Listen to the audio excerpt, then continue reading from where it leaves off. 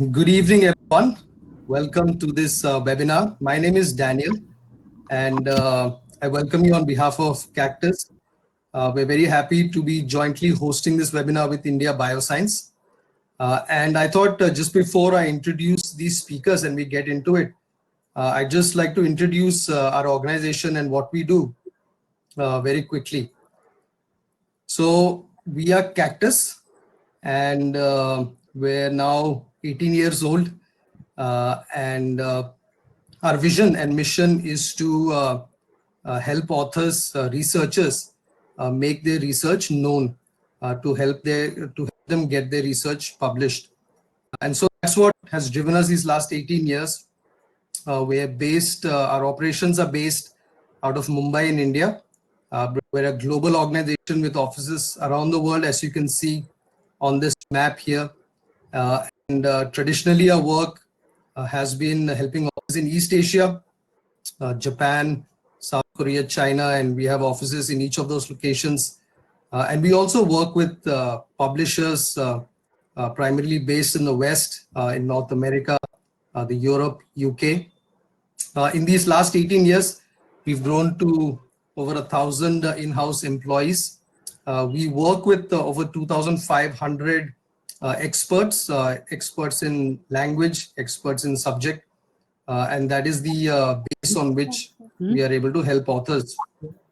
We've been able to support over 450,000 researchers in the last 18 years, and we've processed, edited, over 1.2 million, almost 1.3 million manuscripts.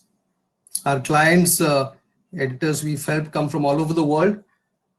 And like I said, we are partnered with over 30 major publishers, and these include names like Wiley, Sage, Walter Kluwer, Taylor and Francis, amongst many others. Our services, our editing services and other services are recognized by over 1,600 journals. And so the certification that we give at the end of our training sessions, at the end of, along with every edit that we do, are recognized by these journals. These are just some of the brands under which we provide services. So the one on the left top corner might be the one you're most familiar with, Editage. And this is the brand under which we provide editing and publishing support solutions. We also have brands under which we provide research communication solutions. We have a brand called Unsilo, under which we provide technology solutions, AI-driven solutions to publishers and to authors. And then we also work with medical and pharmaceutical companies in the area of medical communications. And then we have training under Editage Insights, and a platform called Collabtree, under which we bring together experts in various fields with people who might use their services. The slide is back now for those who were missing it. Just moving on, just to talk a little bit more about our Editage brand. So like I said, we provide our editing, publication support solutions, and these include services like journal selection, pre-submission peer review, which is a peer review that we do before a manuscript is even submitted, and then various training offerings. Editage Insights is our online forum for learning, and over 4,000 content pieces there, and these include articles, courses, interviews with scientists, and a lot of stuff on just researchers sharing their experience, their personal stories. And so it really is a community in that respect. And you can go to editage.com/insights to experience that. Our training academy, under which we provide online training, this webinar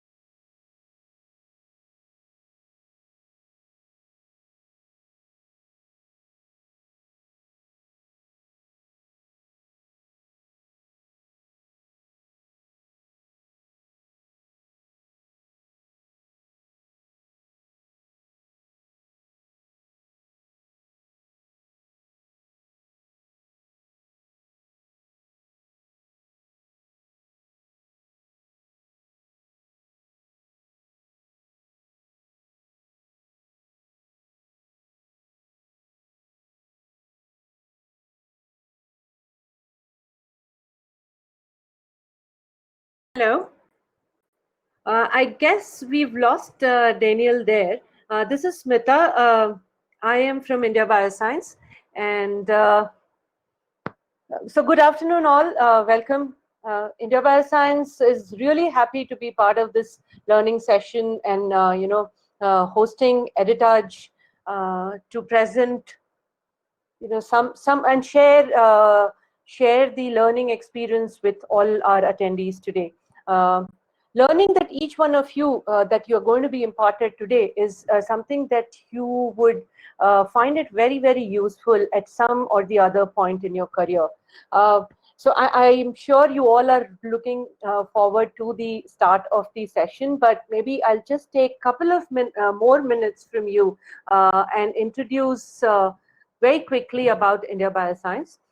So India Bioscience has been around for a little more than a decade, and we've been acting as a facilitator that that acts to change or promote practices that affect the overall culture of the research and academic ecosystem in India.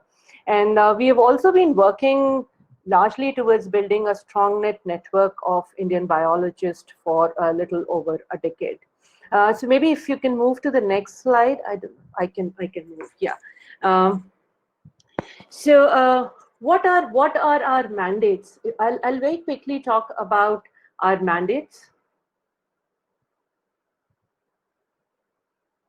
Uh, Yes. So India Bioscience activities are all interwoven around 5 different mandates around which we work. The first one being networking, where we have been enabling the networking of life science professionals across India and abroad. And mostly we have been doing these flagship young investigators meeting and regional YIM in order to facilitate this networking. We also do a lot of communication through our website, which is our face. This is basically to increase the visibility of Indian scientific research ecosystem and the opportunities that exist in the community. Education, mainly to bridge the gap between the educators and the life science researchers. Skill development is to aid the development of science careers, and this program is under our skill development mandate. And data and policy. So eventually we want to establish India Bioscience as a node for discussion on policy matters. So moving on, I'll very quickly share what we do under our skill building vertical. Um the major aims of skill development vertical is to help develop science careers and to impart some relevant skills, not just soft skills, but also hard skills like the one you're going to learn today, to professionals of life science community in India. We have been very actively engaging with the community to create awareness and popularize various different science careers. And you all would agree that there's been a plethora of careers that exist today. So there's no single path, but one can choose multiple options. So we've been working extensively towards that via workshops, talks, or via the career resources that are hosted on our website. We also brought out a book named Disha, which is written by Dr. Suman Govil. And this is a very comprehensive career resource book for life science students. And I urge all of you to freely download this book from our website. Under the skill building workshops, we developed Crafting Your Career workshop in-house last year. And this is basically to impart tools to professionally craft one's career. And this has been a big hit in the community. In addition, we have either alone or in partnership with other organizations successfully conducted grants writing, scientific writing, or journalism workshops, science administration and management workshops in the past. Uh, so moving on, continuing with the same goal of imparting these relevant skills to the scientific community, here Editage is bringing to you a learning workshop on manuscript writing. So I'm sure you all would have wondered that why do we remember certain stories, or that we would have heard long time back or read in our childhood, or while reading certain books we just don't want to keep it. Ever wondered why? It's just because these are so beautifully structured and presented, and that we just get completely hooked to this, and these stories stay forever in our minds. So, and this is an art. I must tell you, this is an art that many have inbuilt, but some need to acquire. But it's a very important art. So today, the trainers from Editage are going to present to you this art of structuring your manuscript and presenting it in the best possible format. So I would end with this one quote: "A learning curve is essential to growth." And I hope that you all would really, really enjoy this session. You'll have a great learning experience. Stay connected with us in order to bring this change. Thank you. So, and I hand it over back to Daniel. I hope Daniel is available and he can take things forward. Thanks.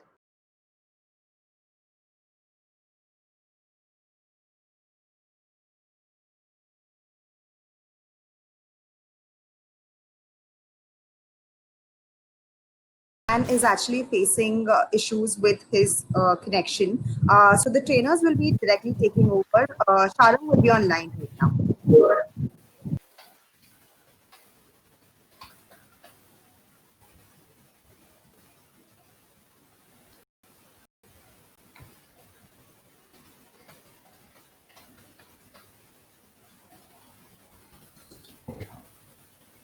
I hope I'm audible to everyone, loud and clear.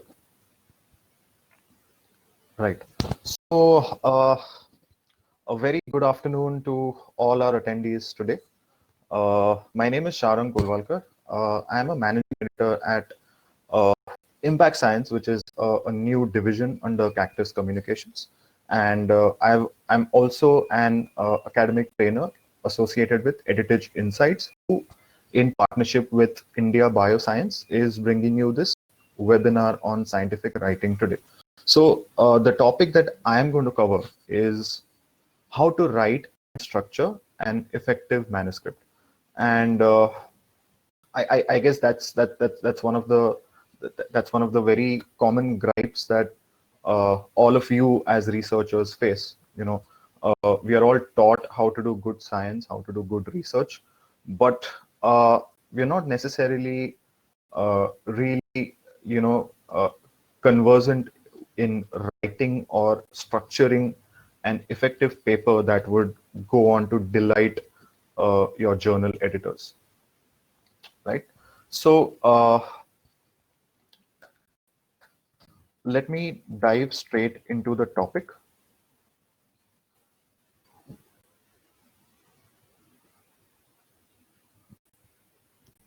These are a few things that my colleague Daniel already discussed with you. So Cactus and Editage. Cactus is the overarching brand, and under Cactus we have two major arms. The first one is called Cactus Life Sciences, wherein we cater to pharma and pharmaceutical companies and that side of the business. And the second one is Editage, wherein we cater to academia. And this webinar today is a part of the edited side of the business for us. Okay. Right. So we have a strong presence in all of these locations in the world.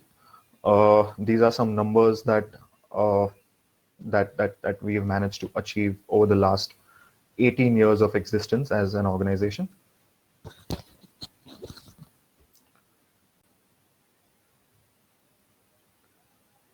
Right. So we also have established some really good, strong partnerships with publishers. These are called author services partnerships, or ASPs.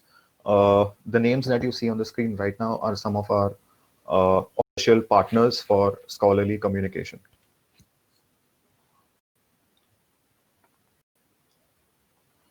We have also partnered with universities and societies worldwide.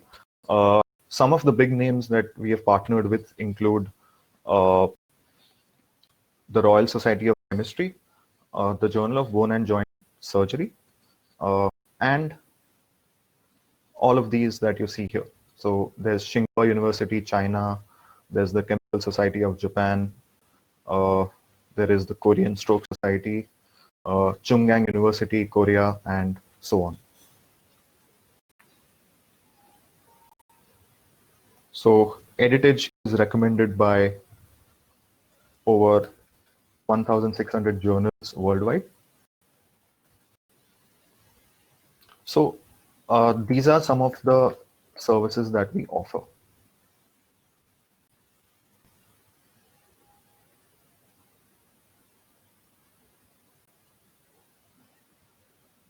These are some of the services that we offer. So we have a whole suite of services wherein they are broadly categorized into three types. The first one is author editorial services, which takes care of your pre-submission author services like language editing, translation, artwork preparation, manuscript preparation, and all of that.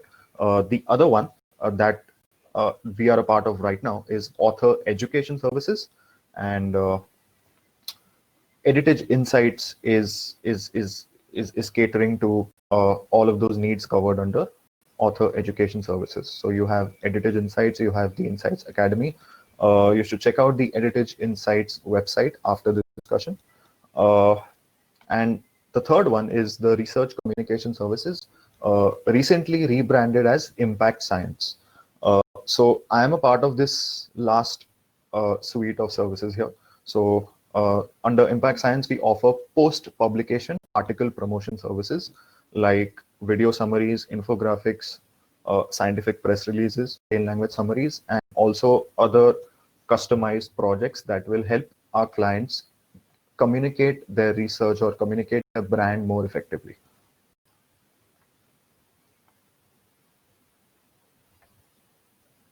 Right, so a few bits about myself. My name is Shah Kovalkar.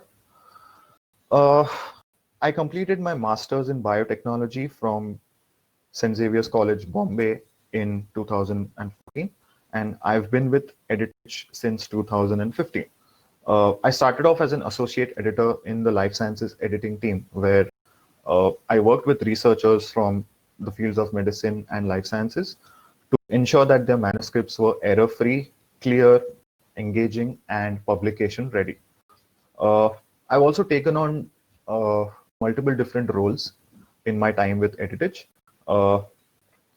In my last role as a technical and academic trainer, I've trained over 70 new editors to sort of equip them with scientific editorial expertise so that they could collaborate with authors worldwide.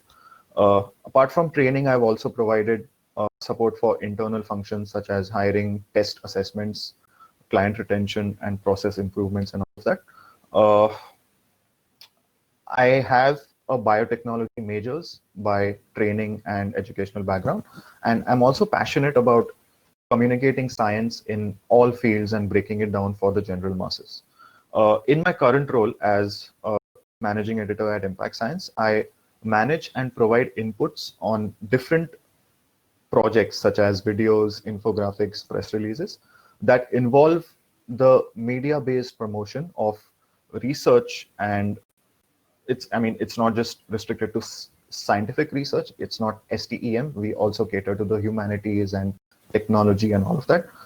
So I am involved in the media-based promotion of this research that's published by researchers, universities, and publishers worldwide.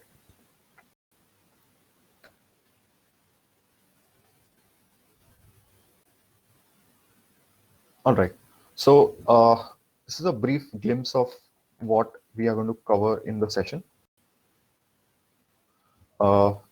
First is obviously the purpose of writing a scientific manuscript. The second, which is the crux of this talk, is basics of manuscript structure. And lastly, we will also briefly touch upon this really important topic of how to not face rejection from journals and journal editors and peer reviewers and all of that. Right. Right. So why do you write a research paper? So let's talk about a few advantages of writing a research paper, or basically motivations for writing a research paper. The first and the most important, I would say, for lack of a better word, is communicating your research effectively with your peers. And by peers, I mean not just the people you work with or not just the people in your domain of expertise, but also the scientific community in general, because they are the ones who will consume your research when it's published, and they are the ones who will understand your research and basically understand the importance of your research once you publish it in a scientific journal. Uh, Introducing various concepts. Again, this is an offshoot of the first point, getting a little more specific. So if you have a new concept or a new methodology, anything new that you want to talk about and share with the world, you do it through a research paper, presenting a new perspective on a topic that is already known.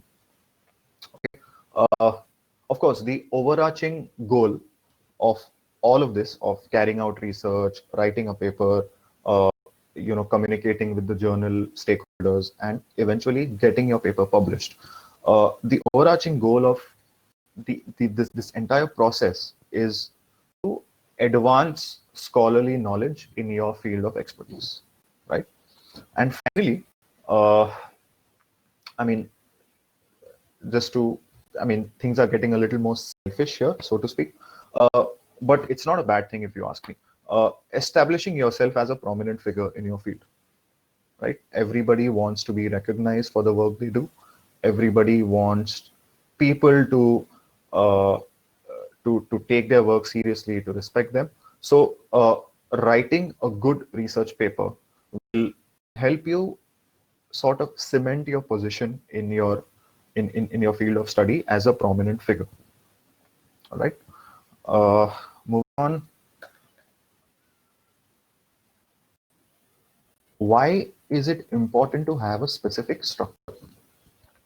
So if you see the words that are in bold, uh, so having a specific manuscript structure ensures that whatever findings you're communicating through your research paper are communicated with the utmost clarity.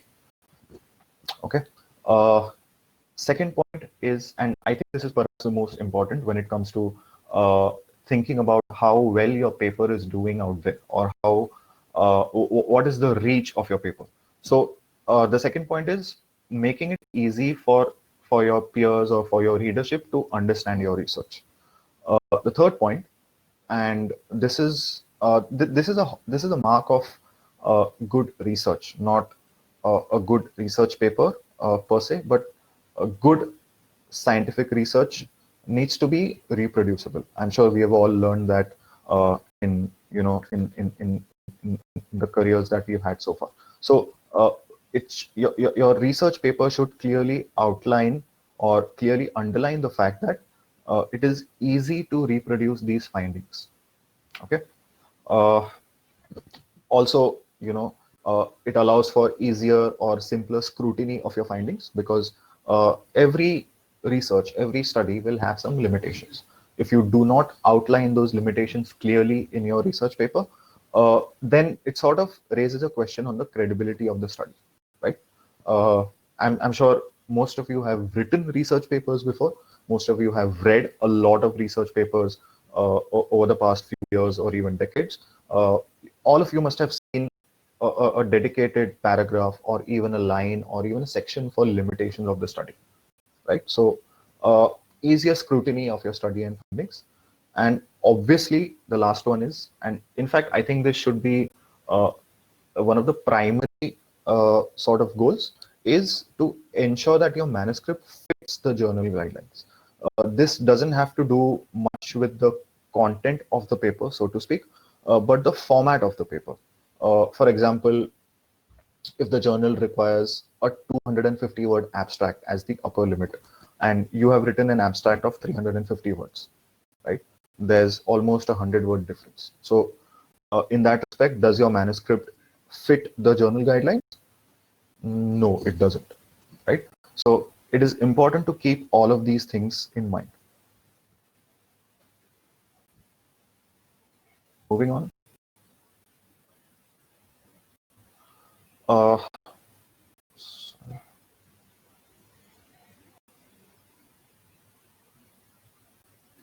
So let's look at some of the common reasons for rejection that are given by journal editors.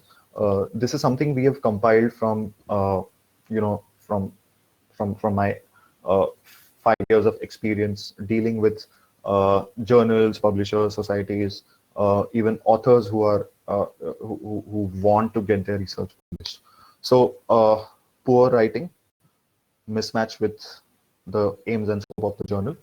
The second point is not very common, although I've seen it happen a lot, wherein a paper is sort of submitted to a journal that caters to an entirely different section of readership, right? This especially happens with journals that are very, very niche. For example, there's a journal called Journal of Chromatography, right? So you can imagine if your study does not have any chromatographic techniques, you can't even think of submitting submitting your study or your paper to the Journal of Chromatography. Why? Because it's in the name.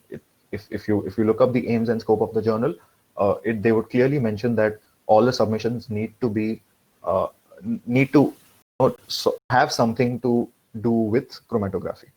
Okay, incorrect illustrations, figures, and all of that. Non-conformance to journal guidelines. Plagiarism. I'm sure everyone knows what plagiarism is and why it's an evil and why it should be avoided at all costs. And misinterpretation of results. And the most common type of misinterpretation is overselling your study. Like I said just a couple of minutes ago, it is also important to include any limitations of your study. And it's also at the same time important to not oversell the findings of your study so that the scientific credibility of your study is intact. If you look at the red highlighted points, these are some of the very, very common reasons: poor writing and non-conformance to journal guidelines. And this is why my talk is centered around these 2 points. Moving on. Before writing a research paper, now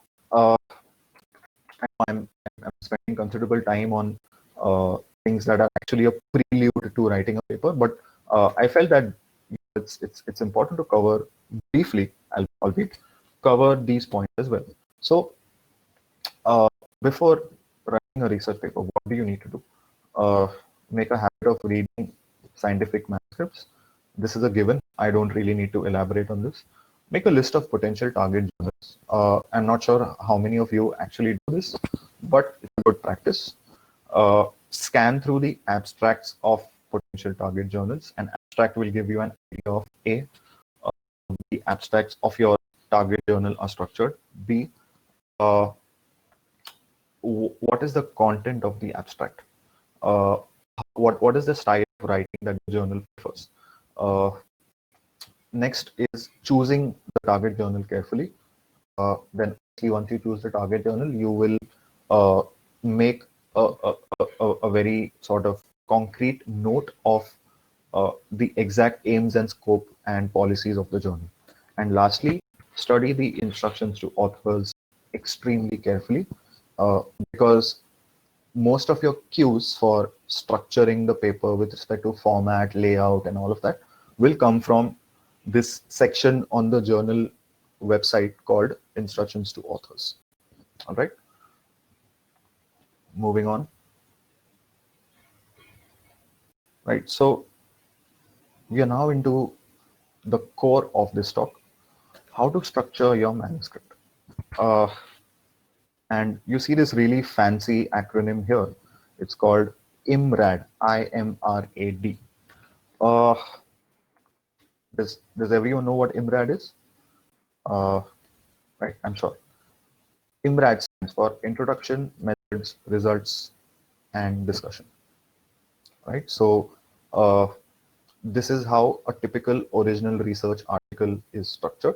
Now, I have an important point to make here, which is that we are covering the structure of an original research article.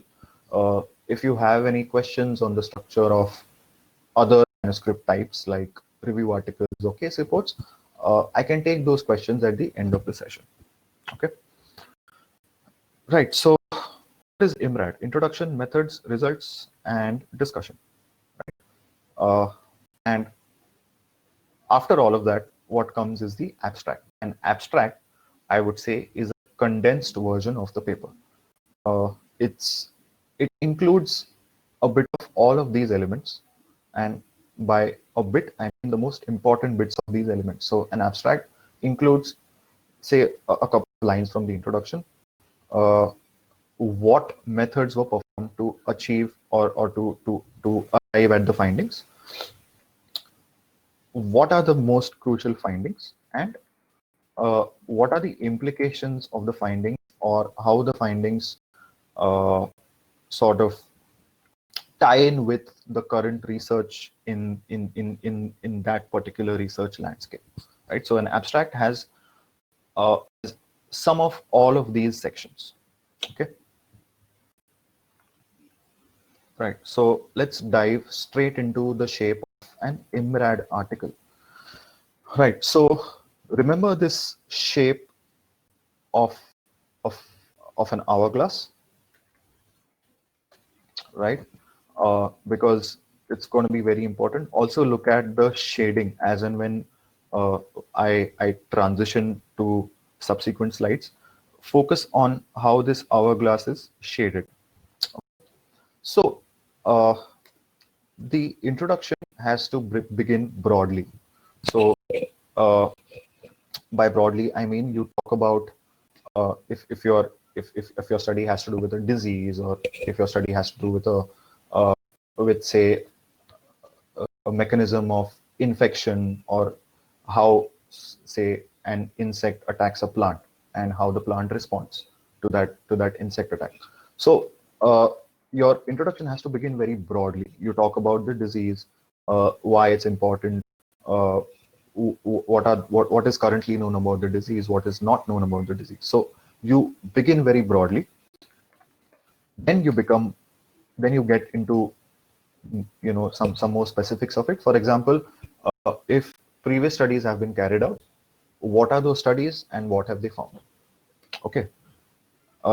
And as you progress to stating the objective of your study, you talk about what are the current challenges faced by the scientific community with respect to this topic. What are the current issues that are not addressed, and how your study addresses those issues or attempts to bridge the gap. Okay, so if you look at the examples that I've pasted here, the introduction begins broadly. HFM is the second most common facial anomaly with a broad spectrum of phenotypes. Then it becomes more specific. Obviously, this is not the entire introduction. I have just taken excerpts from this introduction to drive my point home more clearly. And then it becomes more specific. So here it says, however, no clinical demographic studies have investigated the distribution and phenotypes of Korean patients with HFM from an orthodontic perspective, right? So this part clearly outlines what current research in this field has not been able to do. Okay, and then when you talk about the objective of the study, it sort of ties in with the previous point. The purpose of this retrospective study was to investigate the distribution and phenotypes of HFM. So this addresses exactly what was brought up in the previous section here. Okay. Okay. Moving on. Keep an eye on the shading of this hourglass. Right now, do you see that this shape has changed, or the shading has changed? So here, the upper half of the hourglass is your introduction. It begins broadly, and then coming to the methods and results, it narrows down to the specifics of the study. Okay. So this is materials and methods and results. The study sample comprised 249 Korean patients with HFM. What does this say? This talks specifically about the study, right? It's as specific as it can get. Again, another statement from the methods. Compensatory growth of the mandibular body was assessed using XYZ. Again, this is talking about the study in particular, as specific as it can get. So now we have come to the narrowest portion of this hourglass, because we have come to the most specific portion of our paper, right? And then look at a line from the result section. Despite hypoplasia of the condyle or the ramus complex, compensatory growth of the mandibular body on the ipsilateral side occurred in 35 patients. Again, here you are talking about what you found in the study. Again, extremely specific to your study only. So again, here is where we are at the neck of the hourglass, which is the narrowest portion, also the narrowest portion of the paper, right? Moving on. Now we have descended into the bottom half of the hourglass, wherein it starts narrowly and ends broadly. And this is nothing but your discussion section. Now, why do I say that it starts narrow? Because your first statement or your first sentence or even your first paragraph of the discussion has to be a very crisp summary of what you found in your study. So a brief discussion of your results, a brief summary of your results, right? So here, if you look at this sentence from the discussion section of this paper that we're talking about, it says, in the present study, the prevalence of unilateral HFM was higher than that of bilateral HFM, right? Specific to the study. Moving on. And then it becomes broader. It says, the distribution of XYZ types in patients was similar to that reported by Park et al. Here, you're trying to tie in your findings with previous findings and highlighting what is novel about these findings, right? So now you're moving from the narrow part of the hourglass to a much broader part. So you're talking about your study in the broad context of other studies already done in the field, right? And more so. So the results of the study might serve as the basis for setting guidelines on healthcare utilization for orthodontic treatment of patients with hemifacial microsomia.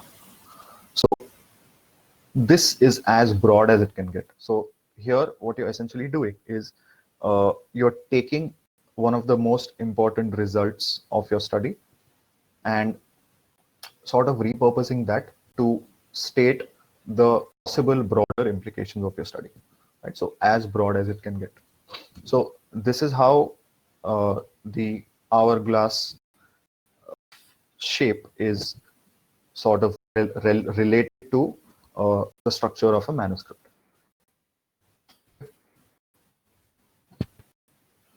Let's look at each section in detail.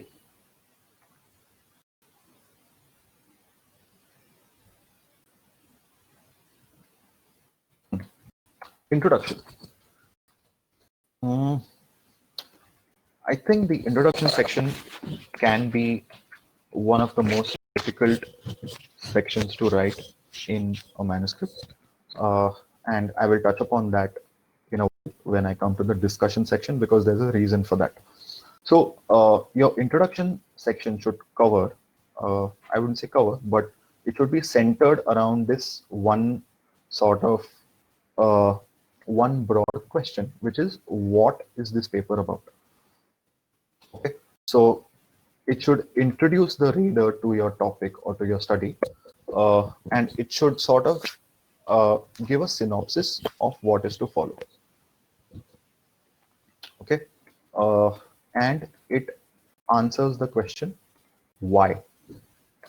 And this is very important. Just remember this. An introduction should answer the question, why?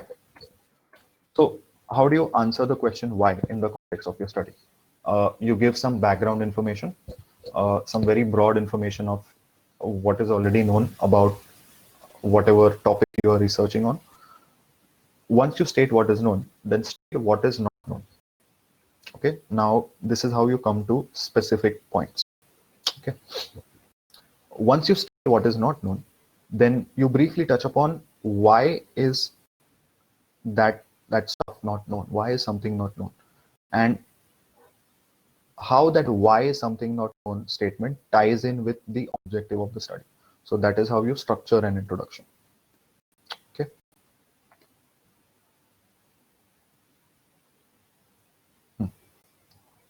So in a nutshell, this is what I was trying to say. What is known about the topic? What are the gaps in the field? What is the novelty of the study? And what is the hypothesis? What is the objective of the study? Another very, very critical point, make sure you back up your statements with appropriate references, right? This is very important. And this is a prerequisite for all scholarly communication or journal submissions. Whatever statement you're making that is not specific to your study, or that is not something that is novel about your study, or whatever statement you're making that is from a related study, you have to back up those statements with appropriate references. So suppose you're writing a sentence in the background information section of the introduction. You have to cite the source of that statement. Obviously, you can't pick the statement verbatim as it is. You have to rephrase it, or else it will be it will be counted as plagiarism. Okay.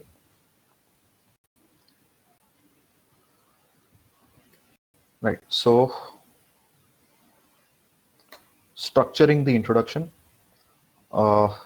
First is establish the field, any importance of why you're doing what you're doing, current knowledge, and even some key characteristics of the disease or anything that you're studying. State what is known.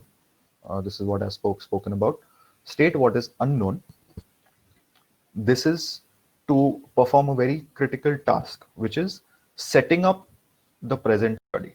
So once you state what is unknown, you are unknowingly setting it up for the reader, because the reader will say, why is it, the reader will then think to himself or herself, why is it unknown, and why is it important for this study to have been carried out? And then you introduce your present research, right? So in unknown, you indicate the problem, you ask a question, you sort of provide a different perspective on an already known finding, or you do a review of the work, which is what you do in a literature review or in a review article, right? And then you introduce present research. Objective of the study, study question, what are you trying to find in the study, and all of that.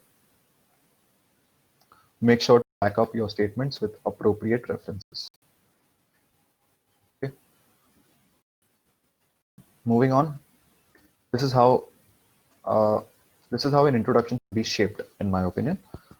Begin with general information, which is broad. Narrow the focus to the specific objective or the problem statement of the study, which is becoming narrow now, and then clearly state the objective and the rationale. A rationale is different from the objective, in that an objective is a very sort of clear statement on what the study set out to achieve, whereas the rationale is why was that objective designed in the first place, right? So a rationale is something that connects the research problem with the study objective or the study question, and draw the reader to the point of your study. Okay. The don'ts of writing an introduction, very, very important. Do not let the introduction become a review of your paper. Keep the introduction as the introduction itself. Do not disclose results. Do not talk about what methods, what experimental models, patients, settings, etc. you use in the study. There are dedicated sections for that. Not too short, not too long. Another very important point, do not summarize the key findings of your study at the end. This is very, very important. A lot of journal editors look down on this specific issue, because ideally you're not supposed to talk about the results. So sometimes you will see at the end of the discussion, at the end of the introduction, some authors will state the objective of the study, and then they will go on to sort of summarize the results of the study in the introduction. Now that sort of completely throws the structure of your manuscript off track. Okay, so this is something to remember, something to avoid going forward. I'm not sure if all of this is legible.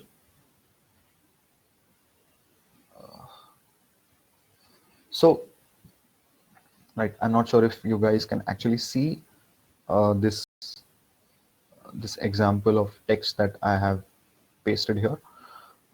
So if you look at the text in blue on the left hand side, it says the introduction should highlight the gaps in existing research and how the study plugs this gap. This current introduction highlights the gaps in the existing research. However, it doesn't clearly explain how this study sort of bridges this gap. Okay, and the authors have also noted the advantages expected from using this particular thing called cost. Okay, apologies if the font is too small.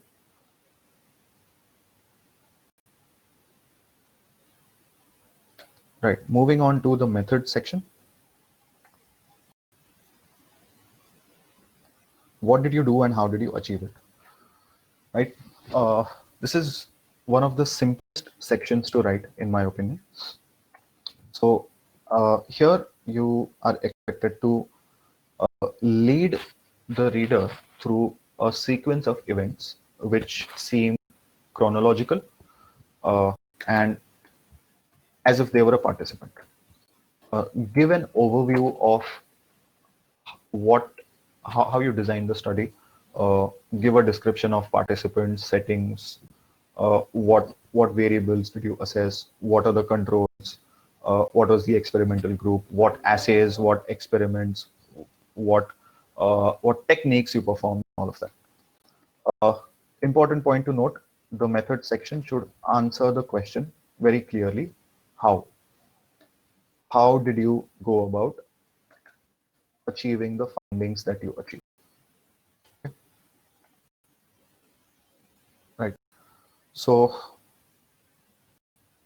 I also mentioned the ideal word count, but please note that some of this will not be possible and it will differ based on the contents of your study or the topics of your study. Sometimes you have to write a very detailed method section or even an introduction section. But this is something that, you know, that can qualify as a middle ground, something that we have optimized based on based on our experience collaborating with authors in the past. So approximately 700 to 800 words. Am I audible to everyone?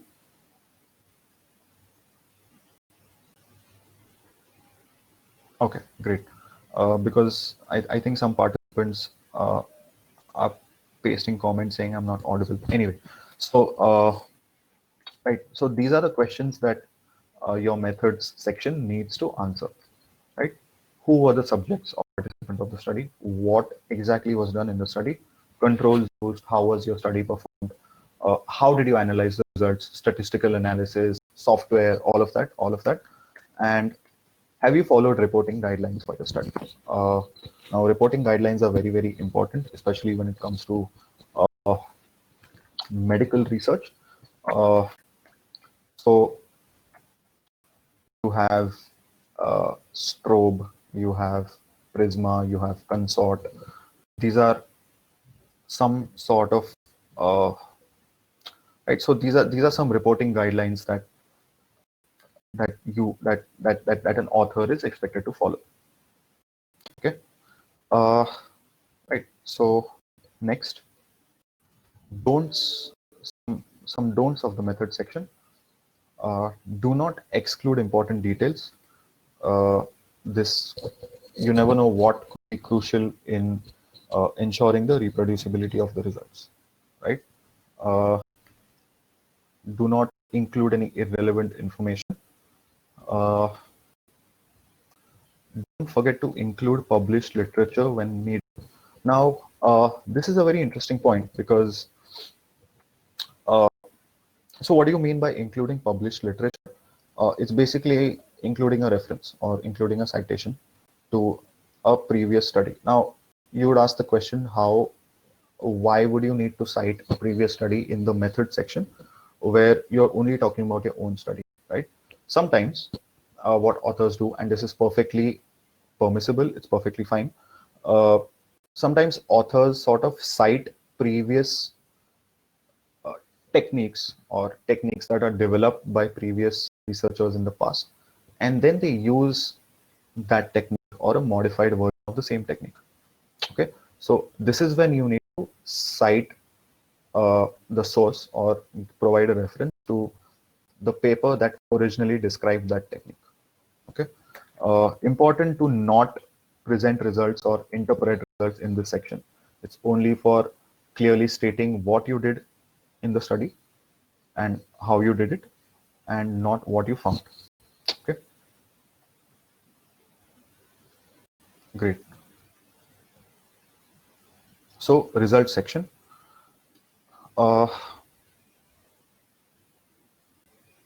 What did you find? Okay. So a result section can include either raw data or converted data or representative results. Now, what does this mean? Raw data is something that is collected as the experiments are conducted. And in most cases, raw data is submitted as supplemental data. Okay, because it actually doesn't really it doesn't really add any value to the interpretation of the paper, because what your readers care about, or what the peer reviewers or even the journal editors care about, is representative results or analyzed data, right? So analyzed data is basically making sense of the numbers that you have obtained. If you're talking about numbers or even findings, observations, all of that, making sense of those, and something that ties back with the aims and objectives of the study. Okay. Now, moving on, what do editors and readers expect when it comes to methods and results sections? So do you see this? There is a very strong correspondence between these elements. So M1, M2, M3, M4, M5, and then you have R1, R2, R3, R4, R5. Right. So this M series is obviously your subsections in the method section, and R is your result section. Okay. So as far as possible, try to maintain some correspondence or consistency between sections of the subsections in the method section and subsections in the result section. For example, you're performing an assay. Okay, suppose you're doing immunofluorescence staining, right?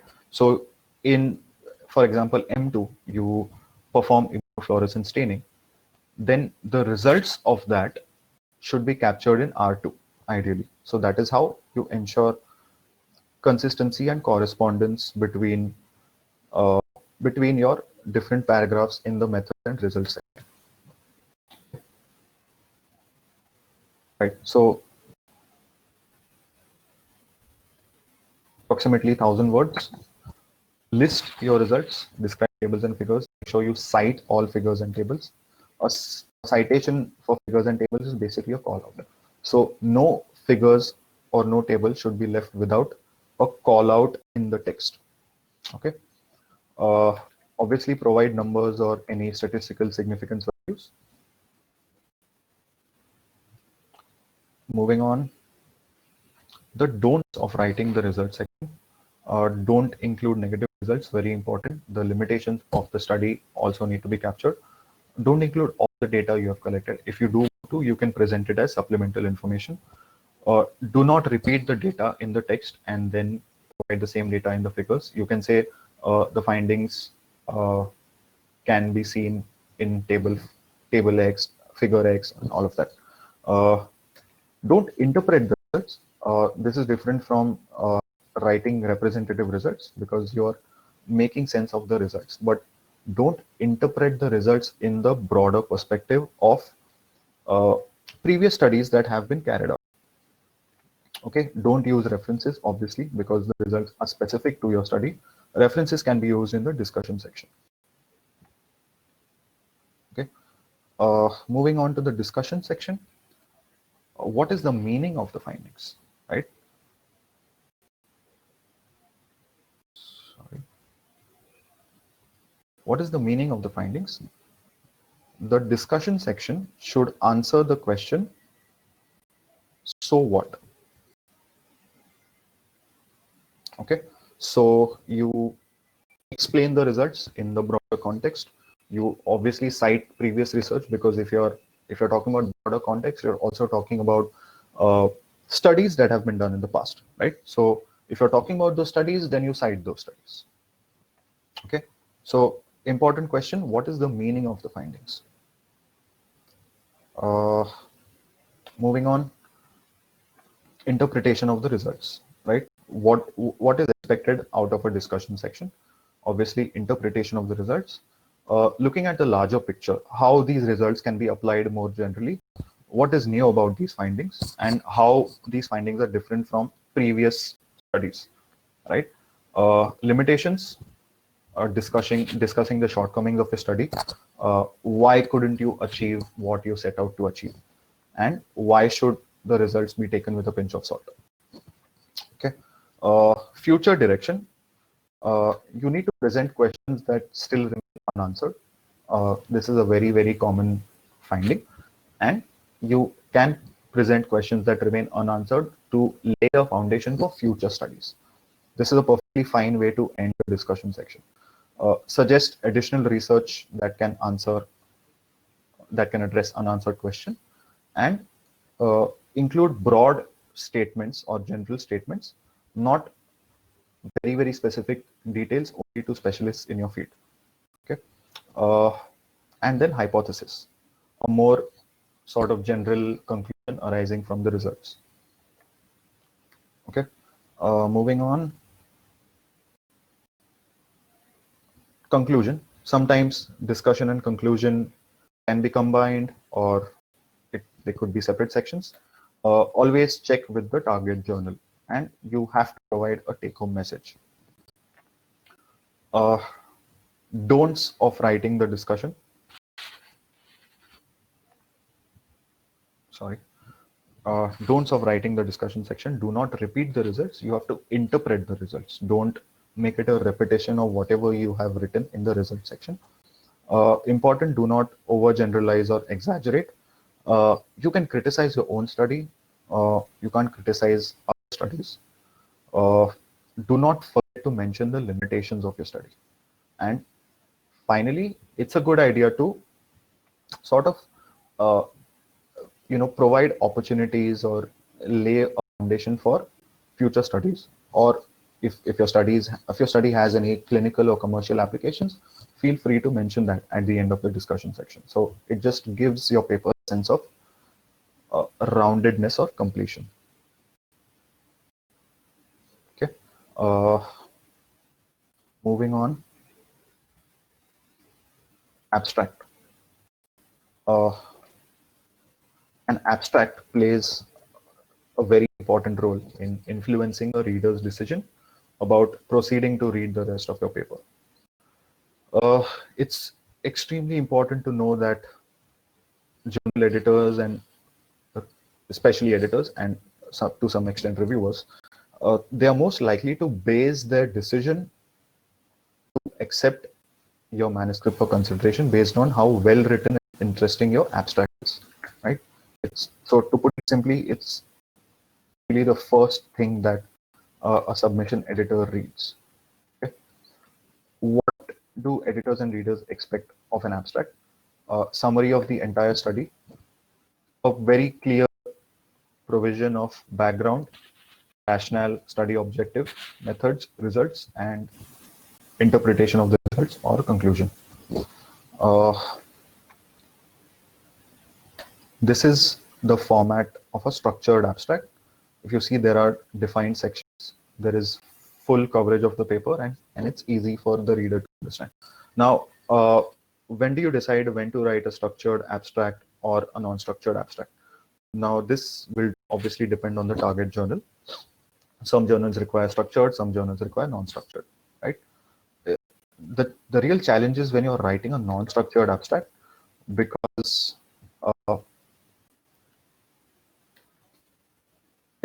sorry. Right. So the real challenge arises when you're writing a non-structured abstract, because you have to ensure that all the elements in a structured abstract are captured in the unstructured abstract, but there are no placeholders or headings to indicate that. So if you see this abstract, this example that I've pasted here, if you look at the first sentence, it's actually providing some background of the study, right? If you look at the next sentence, it slowly narrows down to the specifics, the rationale, the objective, and all of that. So ensuring a proper structure, even in an unstructured abstract, is very important. The don'ts of writing an abstract.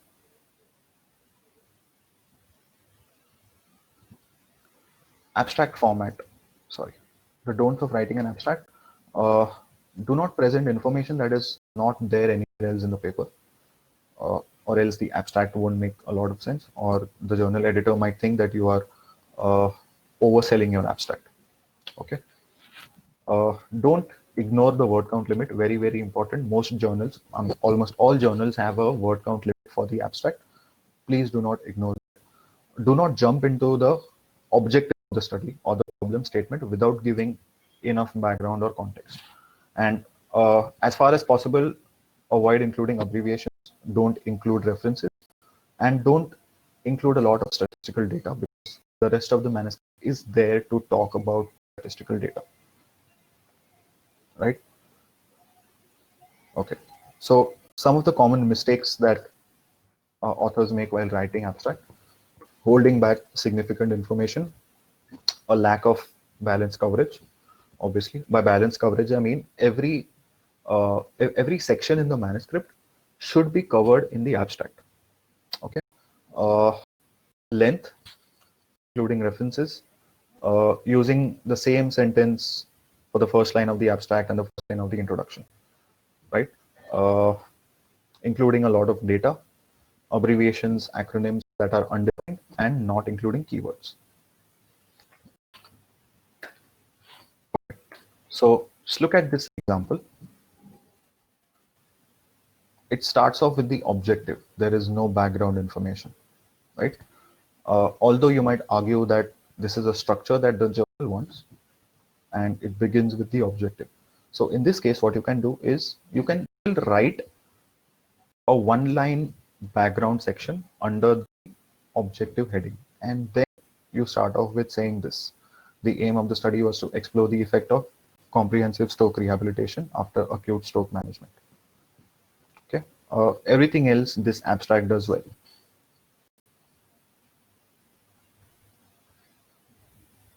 Okay, what do your readers and editors expect? Okay, so I think we've reached the title stage. The title should obviously summarize the study in a nutshell. The title should be attractive enough to draw the attention of a potential reader or even the journal editor. At the same time, it has to be concise. Now, this is the real challenge while creating a title. How do you make it representative enough, but also very concise at the same time? And only the most important information should make it to the title. How do you write it? So these are some steps to sort of constructing a title. Try to answer some questions. What is the study about? What techniques were used? What is studied? What are the results? Use your answers to list down potential keywords, build a sentence, and then sort of delete unnecessary words. This is very important. This is something we look at Right. So this is something we'll look at in the subsequent slides. I know we are almost done with our time, so I'll try to finish as quickly as possible without rushing too much. Okay. The don'ts of writing a title: don't include contractions, don't include abbreviations unless they are well known. This is very important. Don't include jargon that will be unfamiliar to most readers. Right. So common errors: non-essential words included but essential words missing.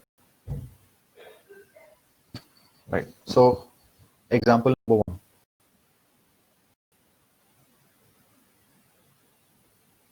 What is the problem with this title?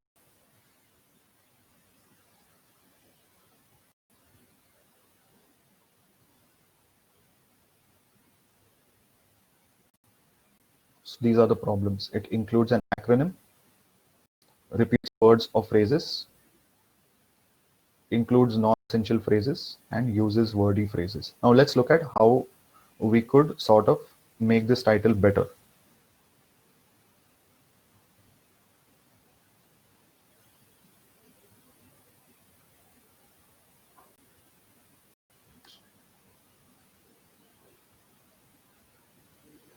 Write out the acronym,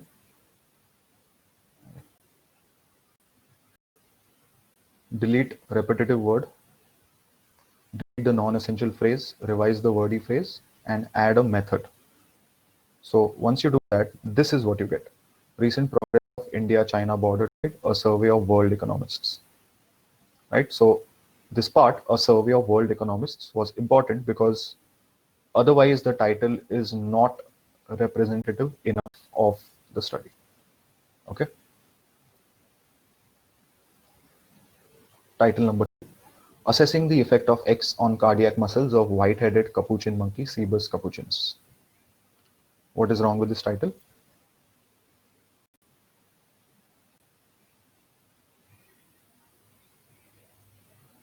Includes a non-essential phrase, includes both common and scientific name.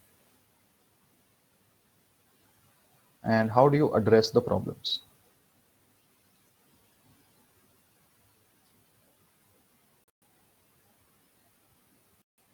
Revising the wordy phrase to assessing the effect of to induces, and delete the word with the same meaning, white-headed capuchin monkey. So this is the revised title. X induces cardiac muscle contraction in Cebus capuchinus. Okay.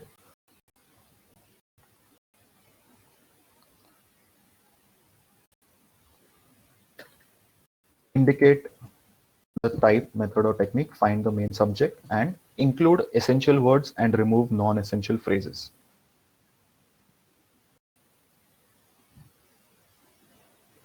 Now let's look at how you use tables and figures. Okay.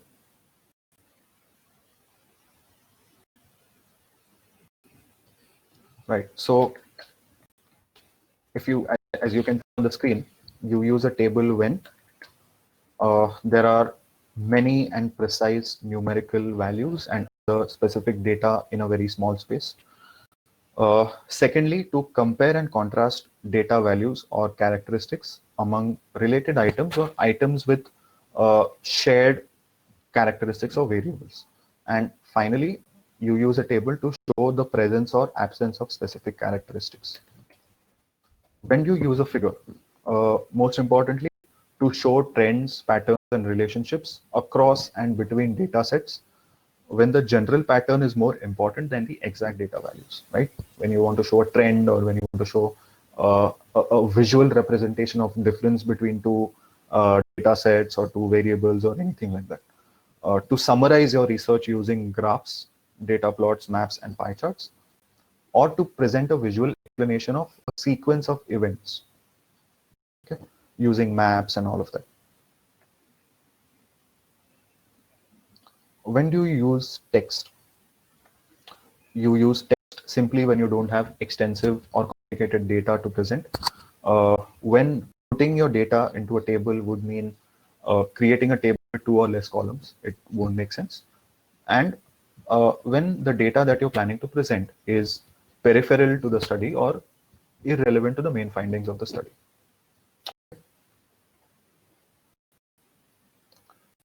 What do readers and editors expect? All tables and figures should have a caption or a legend. Each figure or table along with its legend should be able to stand alone. Now, what does the second point mean? It basically means that each table or each figure needs to be self-sufficient, needs to be complete, which means that all acronyms should be spelled out. Every single detail related to the interpretation of a particular panel in the figure or a particular trend that is shown or any particular comparison that is shown in a table, all of that needs to be explained, okay, very succinctly. Any footnotes or anything should be explained in the table. Okay, so this is what you mean by each figure or table needs to be able to stand alone, so that the reader doesn't have to go back to the main text to understand why this figure or table makes sense in the context of the study. Okay, the same data should not be repeated in tables and figures. This is very important. Okay, great. So if you look at the right hand side, this is how a published manuscript looks, right? IMRAD, you have introduction, methods, results, discussion, and abstract.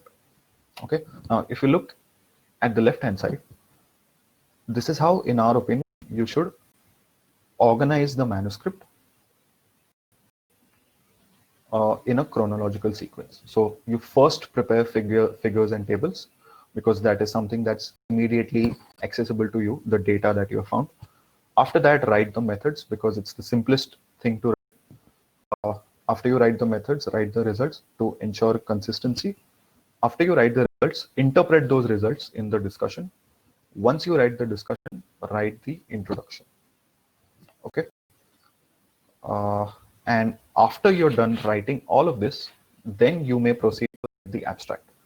Once you're done with that, create a title and then choose keywords.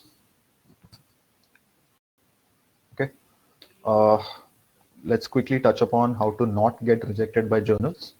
Select the right journal. Look very carefully at the aims and scope of the journal, the quality of study published in the journal, and the types of papers that the journal accepts. Second point, very crucial, follow good writing and publishing practices. If your study involves humans or animal subjects, ethical approval is extremely important. Informed consent if your study involves medical interventions in patients. Plagiarism, a strict no-no, and any conflicts of interest that you might think might crop up. Keep language, grammars, and formatting errors at bay. Spell check, editing, format as per journal guidelines. Some participants have said Grammarly helps, so if it helps, feel free to use that. The inbuilt spell checker in Word is a really, really good tool to use if you want to ensure, perfect language, grammar, and proofreading. Finally, write an effective cover letter. This is not within the purview of this talk, but I'm sure a lot of you have written cover letters in your careers so far. So basically, describes the main findings of the study briefly and why you think the paper is a good fit for the journal. So you're basically writing a sales pitch or a marketing pitch for your study through a cover letter. Basic guidelines. Authorship, all authors should have contributed. It's unethical to submit to 2 journals at the same time. Ensure that your data is authentic and not tampered with. Plagiarism, always cite the source of your of any statement that you're making. So there are, in my opinion, there are 2 ways to plagiarize something. One is not citing the source, and the other is taking statement from a source verbatim and then also citing the source. So it doesn't matter if you're citing the source. It's also important to ensure that you're not picking statements verbatim or something that we call copy paste. Right, a two-step guide to selecting the right journal. Step one, do the basic groundwork. When you're doing a literature review, when you're reading other studies in your field, note the name of the journals, right? Talk to other senior researchers to understand what journals would be the best fit for your study, and look at the journals that your institution has subscribed to. Once you've done that, you may move on to step two, which is narrowing down your choices. Look at the articles published by the journals you shortlisted. Look at the target readership. Always study the journal's webpage carefully. You'll find a lot of this information there. And look at the content and formatting related instructions. Some of the questions that you need to ask yourself before you submit your paper to the journal editor. Okay, I will not talk about these. It's very self-explanatory.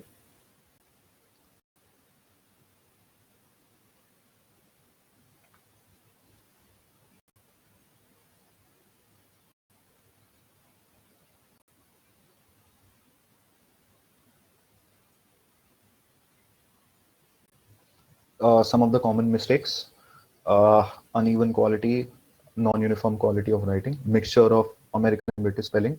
Choose one, stick to one. Also look at the journal guidelines, see what they say about spelling conventions, inconsistent terminology, abbreviations, excessive detail, repetitiveness, lack of cohesion between struck sentences and paragraphs, and the most important, in my opinion, using a lot of technical jargon rather than making sure that your writing is simple, lucid, and clear to understand. Right? What are the different possibilities? Possible outcomes of your submission? Acceptance, but upfront acceptance happens very rarely. In any case, you know, that's a really good piece of news. Minor revisions frequently, major revisions, yes, frequently. Reject with review and resubmit happens sometimes, but it means that you need to buck up and work hard. Rejection with or without review, upfront rejection. Just hope that it doesn't happen, but it's not the end of the world. You can always repurpose your paper, restructure it, try to submit it to a different journal in the future. The ABCs of writing.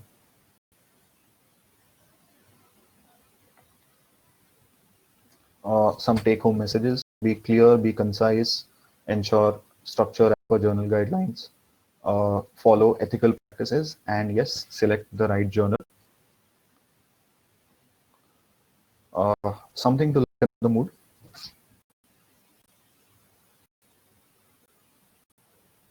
And yep, these are my contact details.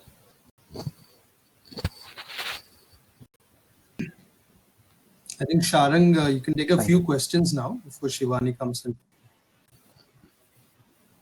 Okay, sure.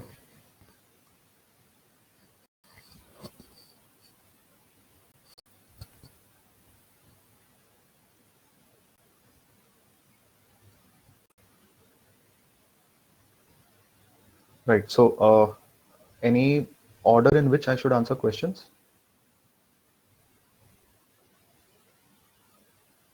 Daniel, Aparna. You can start with the most recent, perhaps.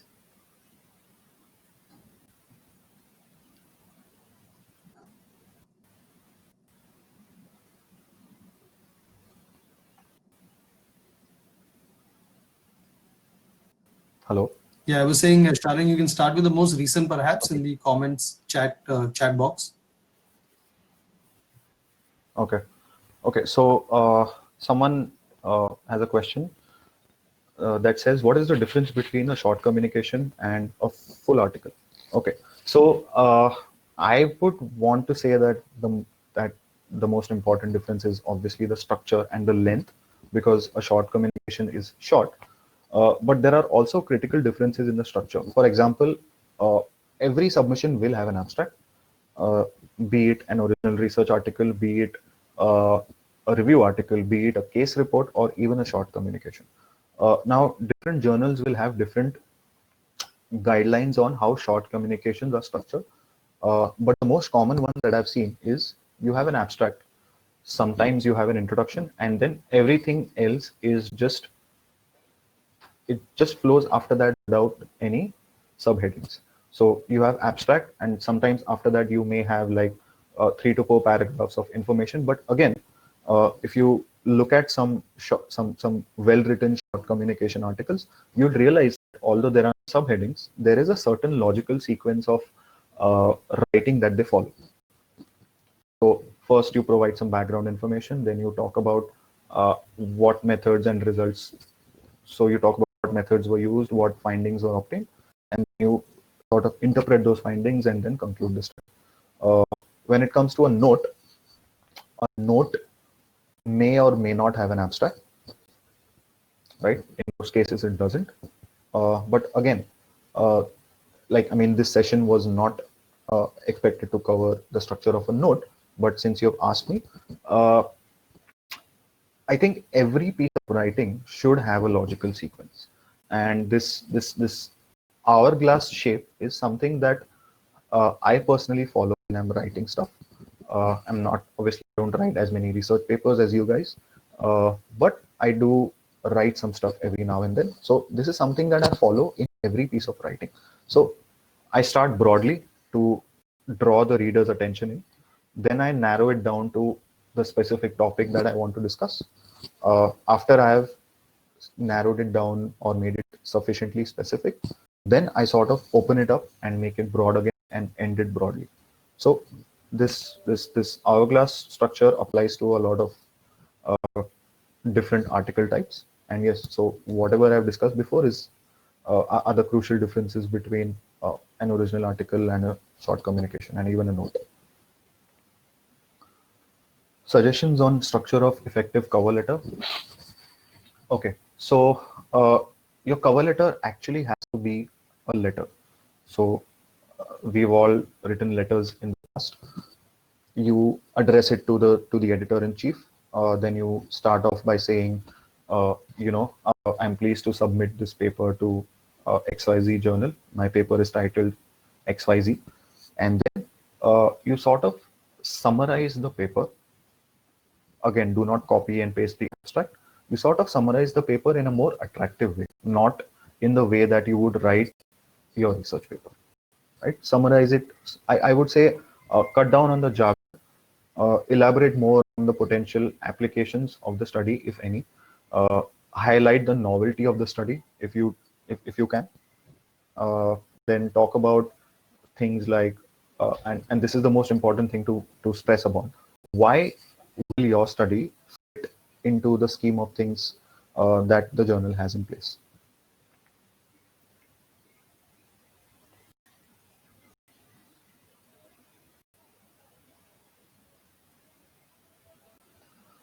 Someone is asking, how should we choose a journal for review papers as well? Or should we choose a journal for review papers? Yes, we should. Again, I would say the procedure is the same. You sort of first identify the topic that you want to write a review on. More often than not, it will be related to the current research that you're doing. Okay, and I think all of that remains the same, from talking to your seniors or your peers, and then looking at shortlisting target journals, scanning through the review articles that are published in those target journals, understanding the content and structure of the review articles that goes in that are published by the target journals, and then narrowing it down, and then understanding the aims and scope of the journal that you want to submit to. Right. As for the structure of a review article, this is a very good question, and I'm afraid I don't have a single answer to that, because a review article is obviously very, very specific to the topic that you're reviewing. Okay, so of course it's not original research, so you can't have methods, results, all of that. You may have a discussion section, although it's not very common, but you do have a conclusion section in a review article that will sort of present to the readers the next sort of plan of action for scientists in that field. So you have an abstract, you have an introduction. The introduction will more or less, I mean, of course, it will be different from the sort of introduction that you would write for an original research article. But here the introduction will sort of be more generalistic, because you will not be able to end the introduction with an objective or provide a rationale. So what you need to do is, when you write the introduction, end the introduction in such a way that it leads on to the next heading. So after the introduction, you're free to choose whatever headings you want. And sometimes the the other headings of in your article can be written as questions. So your heading can be a question, and then whatever you write under that heading can be an attempt to sort of answer that question or put that into perspective. Asking if it's good to use passive sentences. Yes, of course it is good to use passive sentences. Most research articles use passive sentences. Say XYZ experiment was done, all of that. There are some journals that explicitly state that most of the statements should be written in active voice. So look out for these instructions whenever you submit to journals. What are the tenses that we can use in an IMRAT paper? I think all original articles are written in the past tense. Yeah, and tense will obviously differ depending on section. Some of the introduction section, most of it will be, some of it will be in the present tense, some of it will be in the past tense. Methods and results will exclusively be in the past tense. Discussion, some of it will be in the past tense, some of it will be in the present tense. Next question is, what is the major difference between Indian writers and foreign writers? Don't see any difference, apart from the fact that it's very evident when a native English speaker is writing a research paper, but you'll be surprised to know that it's not necessary to be a native English speaker to write a good research paper. Okay, I think we can move on to the next session. Yes, let's do that. Thank you, Sharon.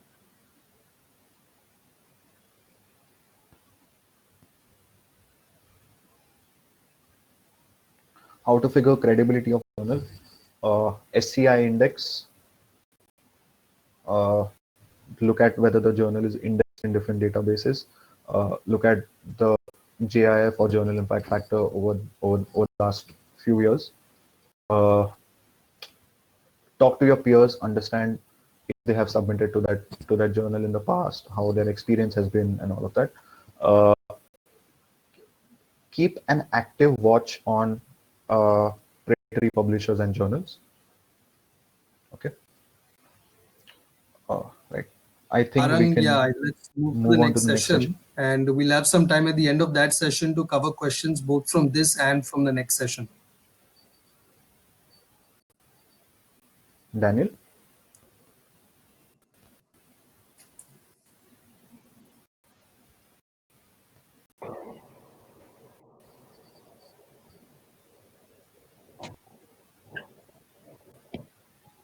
Thanks, Sharon. That was really hi, everyone. And I'm sure everybody, I'm sure now knows how to write a manuscript well. So once you've written the manuscript, where does it go and how do you make sure you're sending it to the right journal? So that's what this session is going to be about. I hope you guys can all hear me.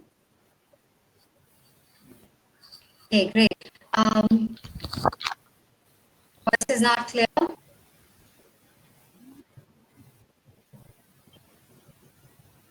Dan, is my voice clear? Is it working well now? All right. So, like I'm also in the same team, the impact science team, and along with my duties involved in impact science team, I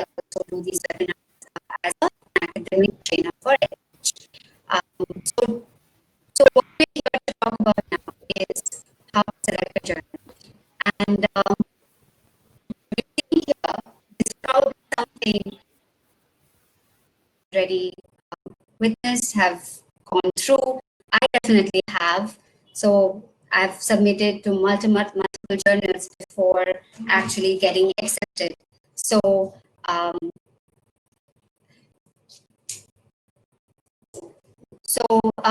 what this cartoon is showing is that yes, it is a very labor-intensive process, and sometimes it takes many attempts before you find the right magic journal where your manuscript is accepted.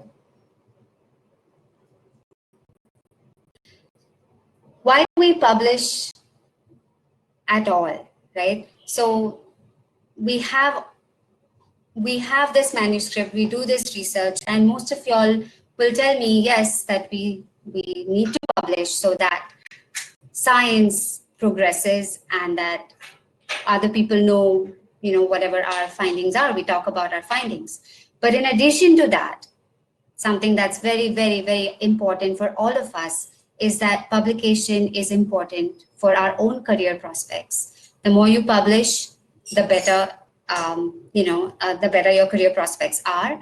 And not just your career prospects, but also funding, right? You need to publish to get that next grant, to do the next set of research. So it's important, and it's a vicious cycle where you publish and you do more research, and you publish that work, and you get money, and you publish again, and you get more research done. So publishing is important, right? We've established that. And I hope that this session now is going to help you to find the right journal. So we cut short that journey to get the manuscript published. And what else are we going to talk about in this session? Why select the right journal? What are the factors to consider when selecting a journal? Using a journal selection checklist. What journal search resources are out there? Recognizing predatory journals.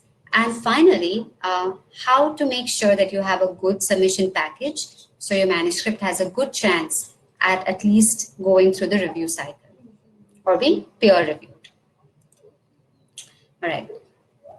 So why is selecting the right journal so important? Yeah, of course, for successful publication, right? You want to make sure that you select the right journal and then the manuscript gets published. The sooner the better. The more times you try to get, the more journals you try, the longer it takes to publish. If you select the right journal early on, then the chances of your publication are faster. So this is something that journal editors do at their end. They do a detailed screening to make sure that you follow the editorial guidelines, that the topic of the manuscript matches that of the journal, that the journal readership is appropriate for your manuscript, or vice versa if you think that the manuscript is suitable for the journal readership, right? The editors are also screening for the quality of research of your paper, the relevance, the accuracy, as well as the usefulness of the study findings. Right? These are all important parts that the journal editor is looking for. And these are things that you need to meet at your end when you submit. All right. So within the editorial office, like I've already said, they do some checks. These include preliminary checks where they check for aims and scope matches. They're looking at your cover letter to make sure that what you are talking about your paper is really meaningful for the journal, whether the study is novel, and they're also checking for suggested or opposing reviewers that you have mentioned. The next step is a language check. So they want to make sure that there's no overlapping or copy pasted text. So if you do this check at your end, you make sure that there's no plagiarism involved, then you're going to clear this right away. Finally, they're making sure that the manuscript conforms to the journal instructions and guidelines. And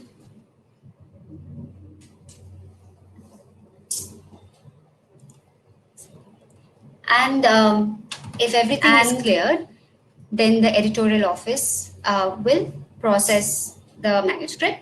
However, if these are not met, then they're going to if everything is clear, return the manuscript back. Then the editorial office will process the manuscript. That reject without review met is a common outcome. Then they're going to return the manuscript back to you. That's okay. It's fine. But there are ways by which you can avoid that reject without review is a common outcome. Conforming to journal instructions. That's okay. And by making sure that you follow ways by which you can and the language guidelines, and you can and that you have a good, strong cover letter to journal instructions, and that the manuscript itself that you followed all the ethical and the language guidelines, and that you have a good, strong cover letter. Common reasons for manuscript rejection that the manuscript itself that is the manuscript is outside of the journal scope.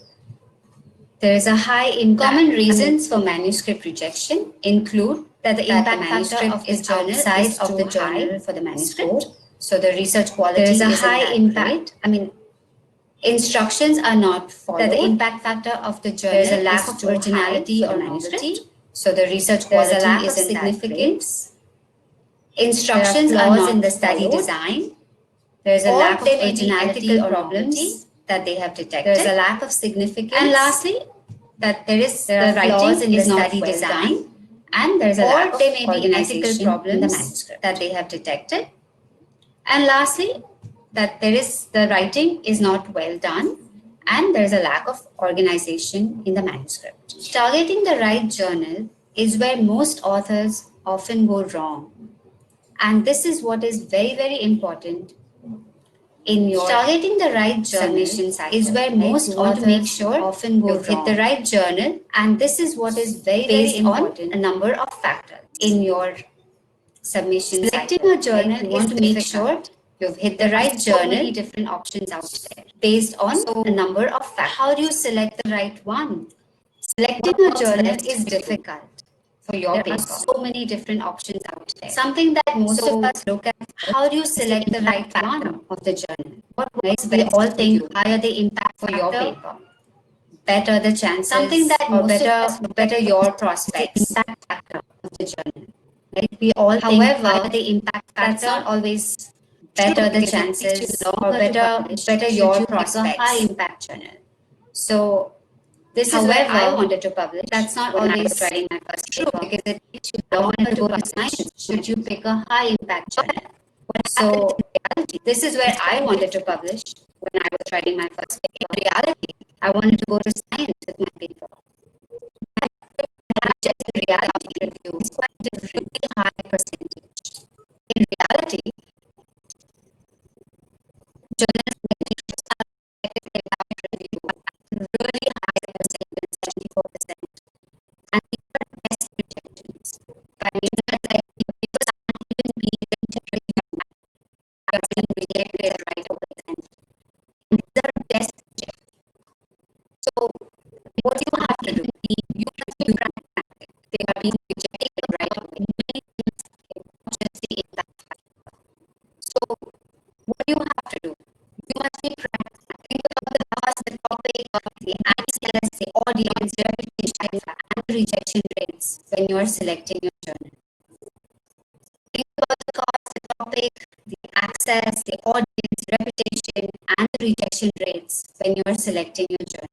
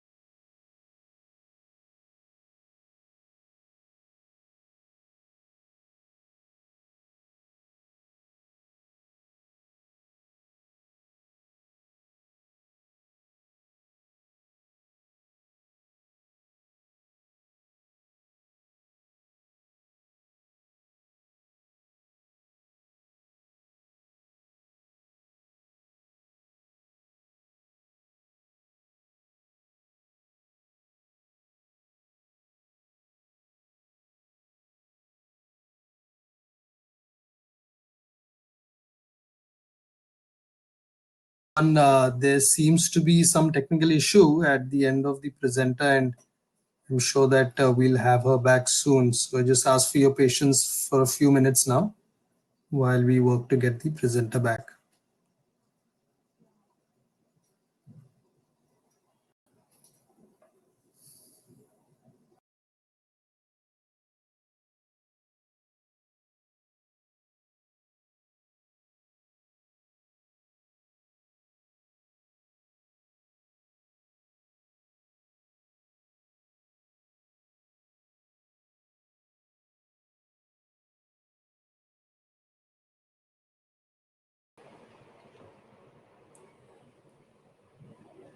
Hi guys, can you hear me now?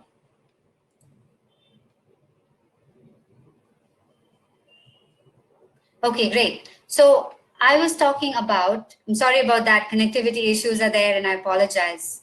But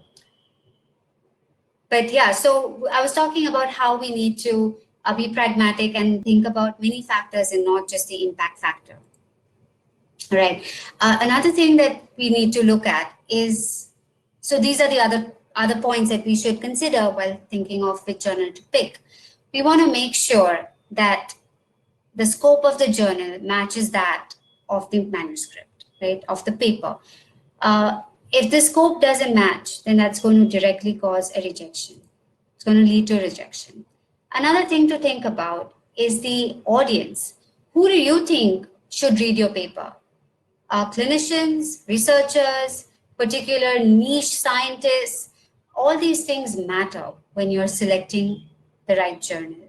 And you can find this information on the journal websites. So when you search the journal website, you will find this information about the audience. Check on that and see if this matches your ideas. Also think about the article type. Right? We have full research articles, we have review papers, we have correspondence. We also have specific types where we're doing applied research, where it's only a methods related article, it's only a review, it could be a letter or a short communication. There are some journals that specifically publish cutting edge material only, and there are some that could be cross-disciplinary. So here is a nice example where there are all these journals, as you can see here, they're all related to diabetes, right? But however, depending on your article type, you may be able to select specific ones that are going to match better than the others. Then think of the applicability. Is it general, specialized, super specialized?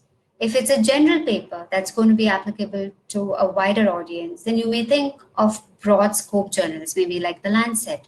However, if your research is very specific, you may have to go into a very, very specific niche, super specialized journal, like perhaps the Annals of Cardiac Anesthesia. So think about what kind of paper you have, what kind of study, what kind of findings, who's going to find that research interesting. Also think about the global, regional, or national level applicability.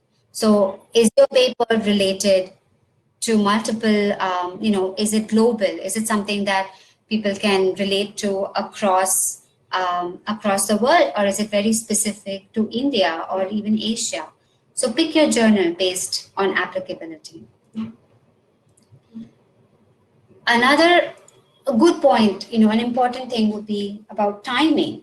So sometimes we have an urgency. We need to get this paper published. Maybe it is to complete your PhD, it is maybe to get a job or a promotion, a grant. And sometimes it might be really, really intense where this other group is working on the same subject. However, you obviously want to get your work out there sooner and you don't want to get scooped. So the urgency comes in just in competition.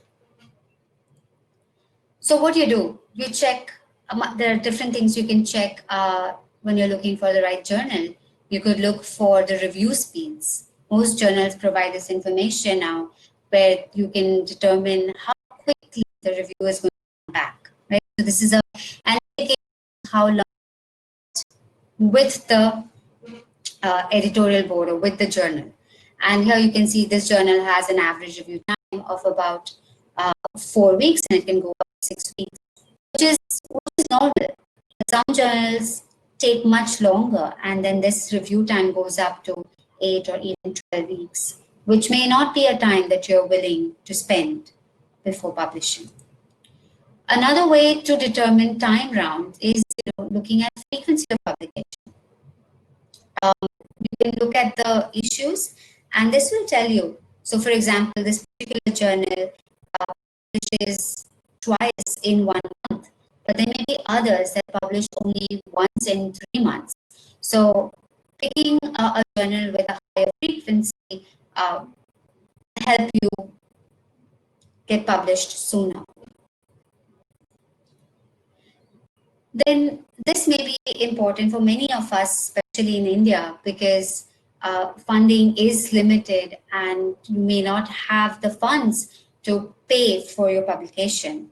So check whether there are any paid charges or color charges. Sometimes there are submission fees, sometimes there are fees for open access. So make sure what these charges are. Check the journal websites to determine this. And if money is a problem, sometimes fees can be reduced or waived. So don't hesitate to reach out to the journal and discuss your situation with them. So for example, PLOS ONE has these huge publication charges because they're open access. And this costs money, right? If you want to publish in PLOS ONE, you will have to pay this money and you may not have it. So what can you do? Well, you can try, like I mentioned earlier, to get this waived. You can write to the journal and see if it's a possibility for you. Again, choosing a journal depending on whether it's open access only or subscription only, or whether there are hybrid open access. These are important because this will allow you to understand the readership, right? If it's an open access, if you are able to publish your manuscript open access, so many more people are going to be able to read your paper. However, if it is a subscription only, then the chances of people actually reading a whole paper is going to be minimal. So think about what your goals are of this publication and then decide what kind of publication you are looking for. Next is you could create a journal selection checklist where you're looking at the points that matter to you. So these are, in a sense, all the points that we've already talked about, but these are points that you could put down in your selection checklist and then compare different journals based on these points. So for example, you could compare journal metrics, you could compare the visibility of the journal. So what databases the journal is indexed in, or whether the journal publishes open access. You could look at publication time, frequency. You could look at, the selectivity of the journal. So by selectivity, I mean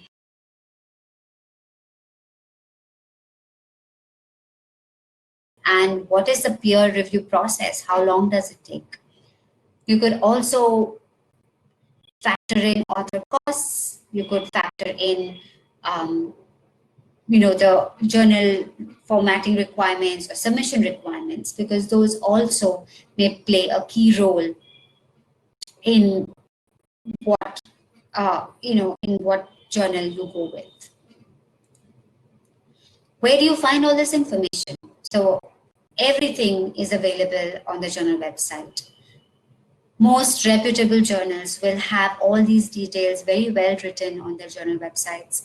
And it's imperative that you read all this and figure out what works for you best, which journal works for you best.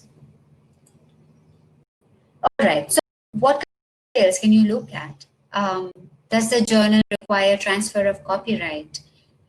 So by this copyright, typically the journal will take copyright for your manuscript, and that means you can't reuse anything that you've put in that paper again. So these are all small things that matter to you. And it's important then that you read up about it and make sure you're not getting stuck in fine print somewhere. Often our data sets are large and we have to avail of supplementary information. So we have to put some of the data into supplementary. Some journals do not allow this. So this may be a factor that you must consider when you're selecting a journal. So if you don't have any supplementary data, obviously this doesn't matter. But if you do, and you're anticipating that maybe a key portion of your data is going to go in a supplementary and the journal doesn't allow it, then that journal is no good for you, right?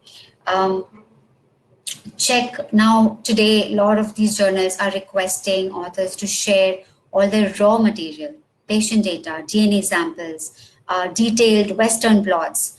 They want to see everything, and you may or may not be able to comply. So check on these requirements before you decide your journal. Sometimes there are restrictions to the number of authors. And if you have a long array of authors on your paper, then this is going to be challenging. Then there may be restrictions to the number of print pages. So you may have to alter your manuscript based on the word count or the number of pages that can be printed. And again, this may or may not be possible on your side, depending on how large your study is or how much information you want to put into your story. So think about all these small things. Use of color. Maybe your paper has beautiful colored figures and you want to use them as color, but the color charges are really huge. Are you going to be able to afford it? So that may also be important in your choice of journal. And lastly, if to check if there is any charge for open access or if there's an embargo period before you can talk about your paper elsewhere. Right? Finally, if you have any doubts whether you've selected the right journal, you can try to send out a pre-submission inquiry to the editor.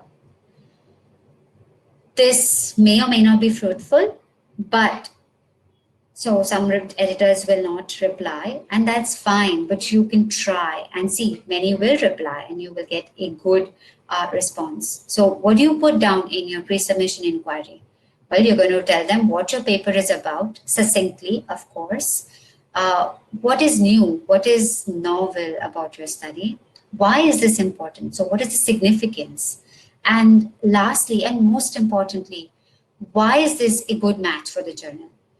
You're trying to sell your manuscript to the journal. So you want to make it very clear why this is a good match. And in any case, remember that even if the editor tells you that please go ahead and submit to us, this does not guarantee acceptance or even review for that matter. So it's okay, you've tried, and in case this is an outright rejection, you may find out early on. So it does not harm to send out this pre-submission inquiry. Okay, so the next point is, obviously you're going to ask me, so how do I find this journal and where do I find this journal? How do I shortlist journals? So you can shortlist journals based on your literature review, right? When you're writing a manuscript, you're going to read so many different papers. See where they're written, see where they're published. The papers that you are citing in your references, that will also give you an idea of what kind of journals you can aim for. Talk to other people. This is tremendous. Talk to your senior colleagues who have been publishing. Talk to your professors. Even senior people in the lab. All these things will help you kind of get an idea of, at least broad idea of what kind of journals you should aim for. Check websites and online resources, and I'll talk to you in a bit about this. But there are ways where you can shortlist journals by doing some searches online. And the way I would go actually is neither of these. I would use a hybrid route where I would combine all of them in together and work on all the information I had collected, shortlist my journals, and then figure out which ones work best for me. So like I mentioned previously, there are certain online resources that you can use. One of them is journalguide.com. So here you just need to put in the title of your manuscript and the abstract. And what it does, it kind of does like a keyword search, and it pulls out 3 journals that they compare side by side for big things that matter to you, like impact factor, publication speed, cost, open access options, etc. And in addition to this, there are several other publication or publisher specific resources such as Elsevier or Springer Nature, Wiley. All of these have their own journal finders, and you can avail of these. However, there are certain precautions that I would like to throw out at you right now. And no matter which site you use, none of these sites really go into the quality of your paper. They're matching it based on scope, they're matching it based on keywords. So what do? You have to take these and then work on it yourself. You have to figure out what the impact factor is. Will it really be suitable? You have to go into each of these journals, check the papers, the quality of the papers that is being published, do a match, and then figure out whether your paper will really, whether they would consider your paper or not.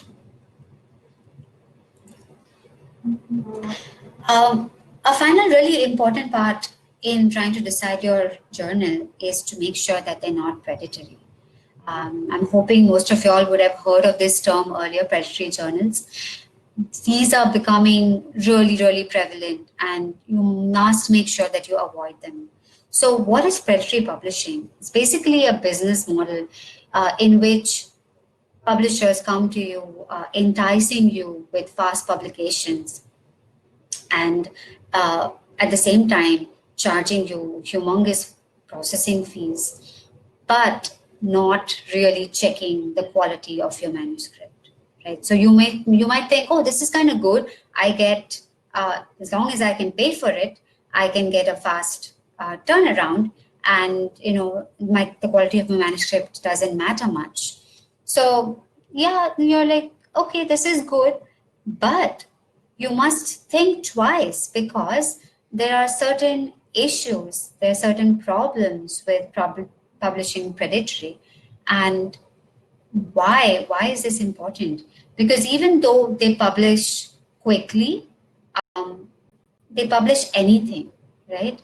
They're not checking what your paper is. And these journals have automatically got a bad name. So if you publish in this journal, potentially you are creating trouble for yourself, for your reputation. So you've got to identify these journals. And today there are so many journals out there that are publishing so many articles. And if you really go down and look at it, unfortunately, so many of them are in India, and the authors publishing are also Indian. So it's really important that Indian authors have this awareness of what a predatory journal is. So yeah, you're coming to the right questions. How do you identify these? So before we come to how do you identify these, why is this important for you? Because your credibility is damaged, right? Your paper becomes ineligible for a real journal, and this is most likely going to hamper your professional growth. And on the other side, science also suffers, because now science is getting littered with non-reviewed material, which may or may not really be good, which may be written without thought, or maybe badly written, or maybe downright incorrect, and maybe dubious research. Right? So how do you spot a predatory journal? All right. So typically predatory journals send out invitations to submit papers. be careful, be wary of these invites, because most times these journals are predatory. They promise rapid publication, something you really want, right? You want your paper to be published soon, so you're enticed. But this isn't the way to go. There are large editorial boards. So if you look on their websites, you will know these may be red flags for you. Impact factor, they may cite an impact factor on their website. However, if you really go and delve into it, really this journal isn't listed in Clarivate Analytics or Web of Science, meaning that there is no real impact factor associated with this journal. Often these journals put out fake addresses or no address at all. If there's no contact address, think twice. There's got to be something wrong. Or if there is a contact address, but you can't really locate this, if you Google search this address, you may not be able to find it. So these are all ways in which you want to think twice about what kind of journal this is. If the journal is not indexed in a major database, such as JCR, Scopus, or DOAJ for open access journals, then again, this is a big red flag. Most of these journals do not have a peer review. So obviously this information is not provided on their website, right? And this is something that you may not know when you're looking, but they charge their article processing fees at the time of submission. So say by chance you've actually gone through this whole process and you've submitted your paper, or you're trying to submit your paper now, and they ask you for paying upfront, maybe you should stop and rethink, because all reputable journals are going to charge you only post acceptance.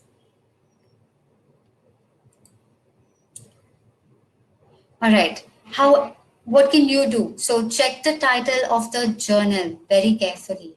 Sometimes predatory journals use these misleading titles, and they sound very similar to very well-known journals. But they're not that well-known journal. They are something else. And when that typically happens, these are fake journals. Check the URL carefully. For those who are a little more tech savvy, they could actually go and check whether it's a .org or a .ac.in. Like .ac.in, you might think, what kind of journal is this? Look it up carefully. Look up the members of the editorial board. Sometimes you can even email them and check whether they're legit. Examine the papers that are published. See what the quality of the papers are. That will give you a big hint whether this journal actually does any peer review or not. Ask colleagues in the end. Or, honestly, what I do is I just Google it. I Google the name of the journal /publisher and I put in plus predatory. And often this takes me to blogs where people are discussing what kind of journal this is. So it's helpful to do your research to find whether the journal is real, good, fake, whatever. There are other websites too that you can refer to, something called the BL's list, and something called, these are like useful resources for predatorjournals.com. So both these sites will help you identify whether your journal is predatory or not. And just some final points to really keep in mind when you're looking for any journal. Remember that publishing research papers is slow and difficult. There are no shortcuts. Okay, publishing in these dubious journals can damage your career. So be careful. And lastly, once you publish in a predatory journal, your chance of going to another journal are gone. And thereby, what happens is that your paper, your efforts are just practically down the drain. Okay, so you don't want to lose the time. You've spent years on accumulating the data, putting it down in your manuscript. You don't want it down the drain. Just because you didn't pick the right journal. All right. This is an example of an invite from a predatory journal. Keep your eye out for such journals. you'll see details. You'll know that this isn't good. Do your research, look it up. I've provided the tips on how you can look it up now.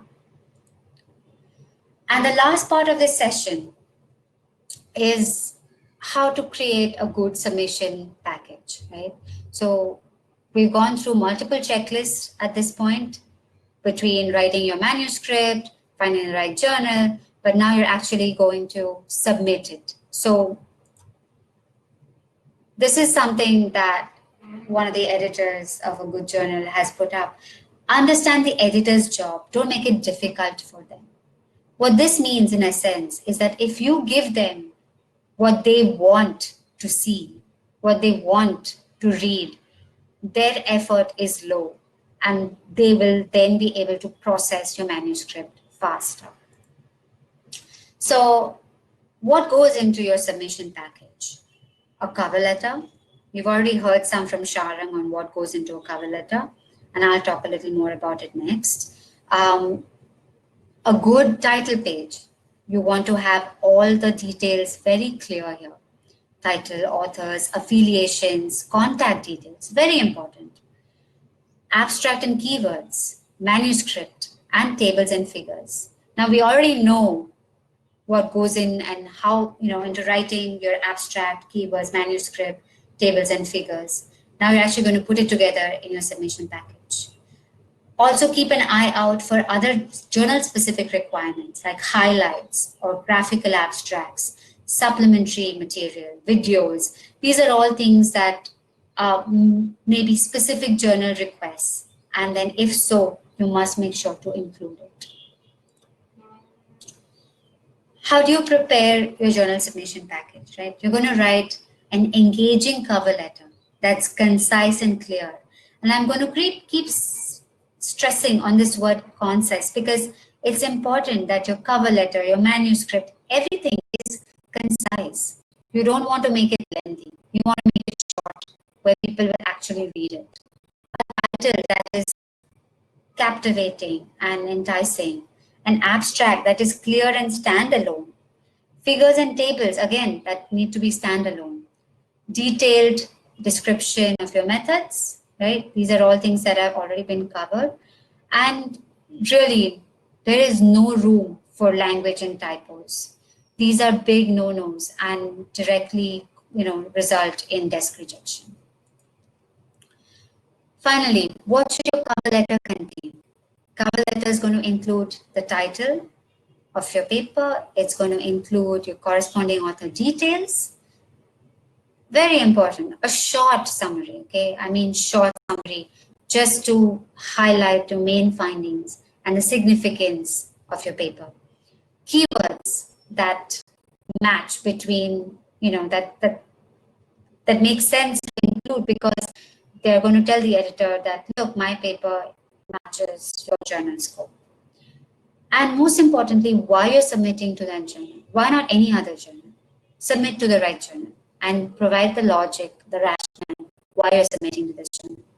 In addition to this, you're going to include any conflicts of interest, any ethical issues that you foresee that may be a problem, any declarations that, that go in. So one of the most important ones that most journals want you to include is that the manuscript is original, unpublished, and not under consideration elsewhere. So just to reiterate, you cannot submit your manuscript to two journals at the same time. And here in your cover letter, you are making sure that this is clearly indicated. Right. Remember, every journal is different. Every journal is different. You've got to tailor your manuscript to it. You've got to tailor your manuscript to the journal guidelines, to the journal instructions, follow them, and it has to be done for every journal. So if your manuscript comes back rejected and you're applying or you're submitting to another journal, make sure you review these instructions again and fix your manuscript for resubmitting. There's no such thing as one size fits all.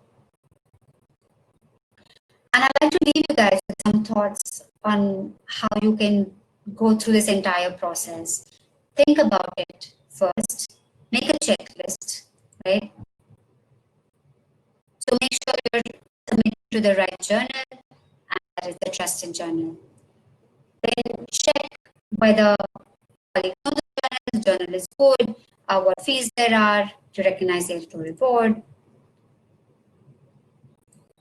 And then you submit only if there's answer yes to all of them. And finally, take-home messages.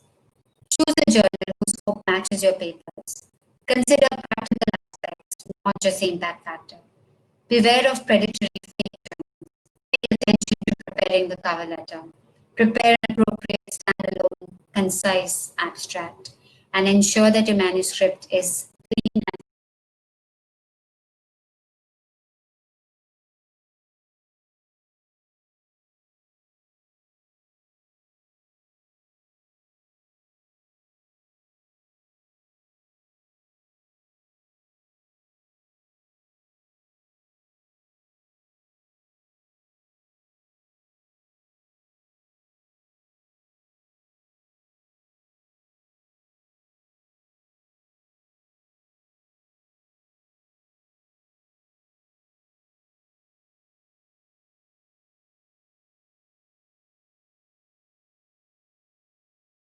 The manuscript begins its long journey when it leaves its author's hands. Often this journey is electronic. Authors upload their manuscripts as directed by the journal and may take only a few minutes. Alternately, the manuscript is in the form of a hard copy, which is then mailed to the journal and can take days or even weeks to reach. It is important to remember that a manuscript can only be submitted to one journal at a time. When manuscripts are uploaded using the internet, acknowledgement is instant. If sent as an attachment to an email message, acknowledgement can be prompt, although not instantaneous. Journals that require submissions in hard copy form also usually send acknowledgements through emails. Once the manuscript is submitted, the editorial board checks it to see if it meets the basic journal requirements, such as the aims and scope, article type, length, and format. At this point, if requirements are not met, the manuscript may be rejected without review. Therefore, authors are advised to prepare the manuscript by closely following the journal's instructions about style and format. If the manuscript passes the editorial screening stage, it is sent to at least 2 peer reviewers who can assess the manuscript. Peer review is a long process and can take anything between 2 to 4 months. Based on the peer reviewer's recommendations, accept with minor revisions, accept with major revisions, or reject, the editor makes a decision on the manuscript, such as the aims and scope, article type, length, and format. At this point, if requirements are not met, the manuscript may be rejected without review. Therefore, authors are advised to prepare the manuscript by closely following the journal's instructions about style and format. If the manuscript passes the editorial screening stage, it is sent to at least 2 peer reviewers who can assess the manuscript. Peer review is a long process and can take anything between 2 to 4 months. Based on the peer reviewer's recommendations, accept with minor revisions, accept with major revisions, or reject, the editor makes a decision on the manuscript and may seek an additional review in case of conflict. The authors are then informed of the decision. If the manuscript is rejected, authors may begin once again by submitting it to another journal after making necessary revisions. If the manuscript is accepted with major or minor revisions, authors are invited to revise the paper, provide responses or a rebuttal to each of the peer reviewers' comments, and resubmit to the same journal. Once a manuscript is accepted, it is further processed for basic grammar and style at the journal end and formatted as per the journal layout. The page proofs are then sent to the author for a final check, and the changes, if any, are incorporated. The whole issue of a journal, which contains many such papers, is published online or printed, and copies sent out to subscribers. The manuscript can then be considered published.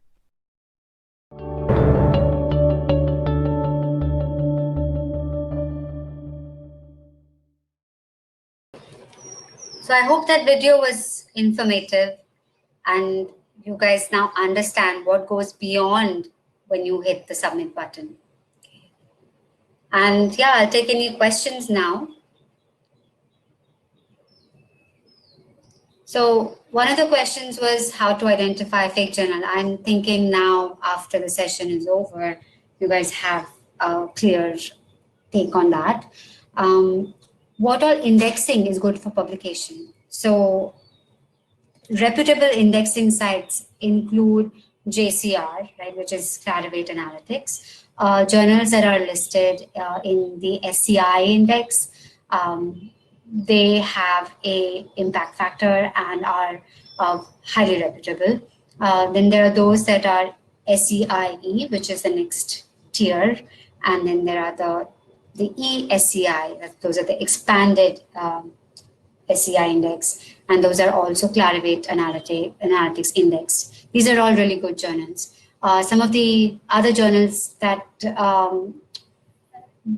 could be indexed in Scopus, or if they're open access, then they must be indexed in DOAJ. So these are what matter in trying to decipher whether your journal is reputable or not. PubMed indexing does not tell you anything in terms of predatory or non-predatory. However, if the journal is indexed in PubMed, then more people are going to read your paper, or more people are going to have access to your paper, or even Google Scholar for that matter. More people have access to your paper. The next question here is selling your research through graphical abstract is a great idea. What are the points that should be kept in mind? So a graphical abstract pretty much should summarize your key results. So you're going to try to include what is new and why is this significant.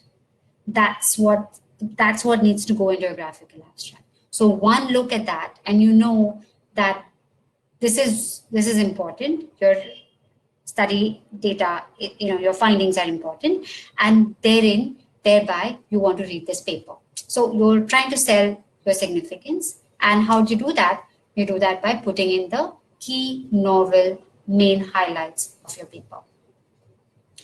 Creating graphical abstracts may be easy for some, but may be very hard for others, because getting the figure in the right way, setting it up, may not be as simple as plotting a graph. So you may need to work a little bit on it. Some journals require you to submit a graphical abstract.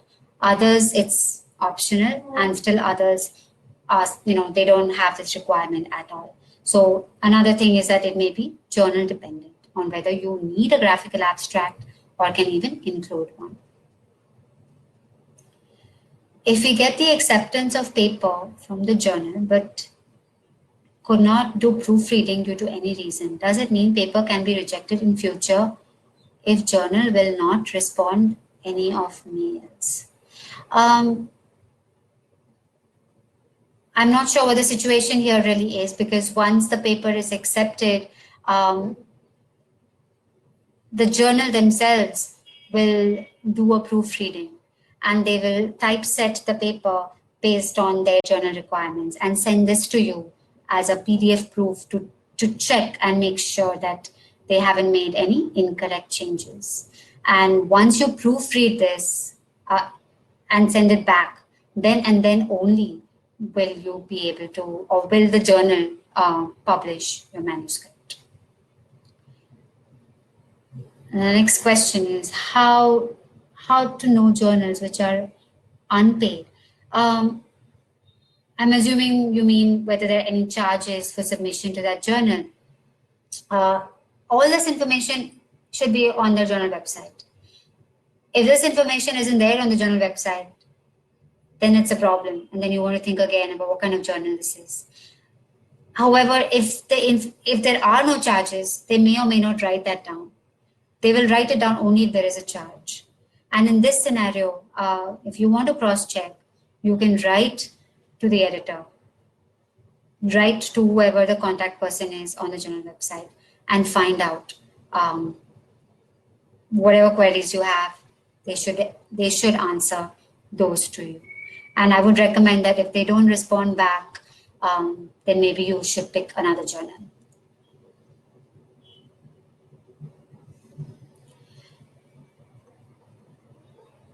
What are hybrid open access journals? Hybrid open access journals basically have the option to publish open access or not.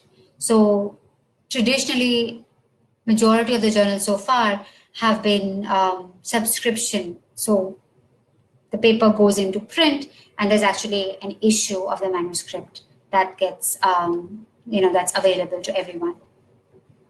However, as we've moved to open access formats, many of these existing subscription only journals have been to do open access. And the option for open access has additional charges, so be wary of those charges. And if you choose to go open access and you pay those fees, and then the paper is open access, and by open access it means that the entire paper is available to anybody and everybody.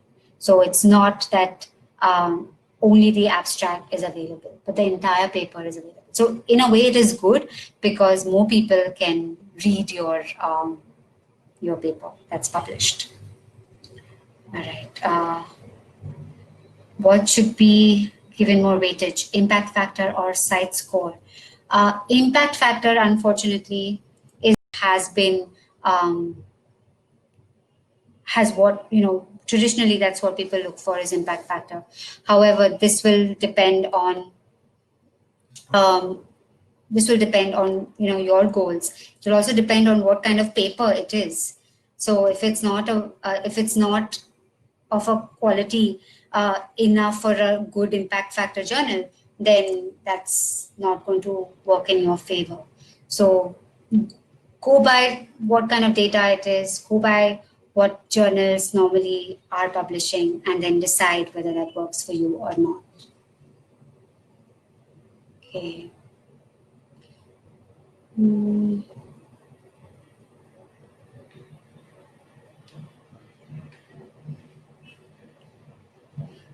I'm not sure I understand your question about websites for graphical abstracts. Cactus does help you if that's what you're looking for, help on creating graphical abstracts. You can come to us. We will help you create these.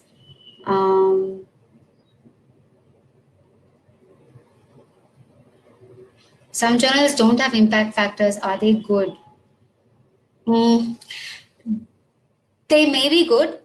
Many new journals that come up do not have an impact factor simply because they are new. So it takes a few years before they have their own impact factor. Try them out in terms of, again, looking at the quality. Look at the publisher. Publisher will tell you, so if it's, say, published by Springer or Wiley, Wolters Kluwer, Elsevier, Taylor Francis, these are all really good publishers. So typically, if a journal is published by one of these publishers, at least the journal is safe. In terms of its quality, that only time will tell. So if it's a new journal, that's okay if there's no impact factor. But again, this really depends on your quality, your manuscript, your data, the novelty, significance, etc.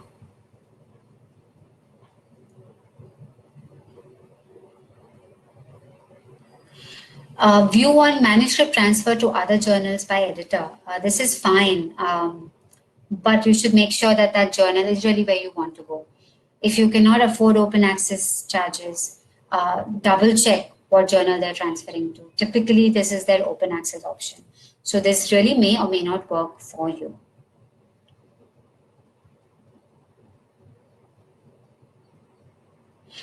Single individual publications are difficult, I would say. It's important to be affiliated with an organization for validity. And I would refrain from trying to submit something as an individual, as a single individual contributor.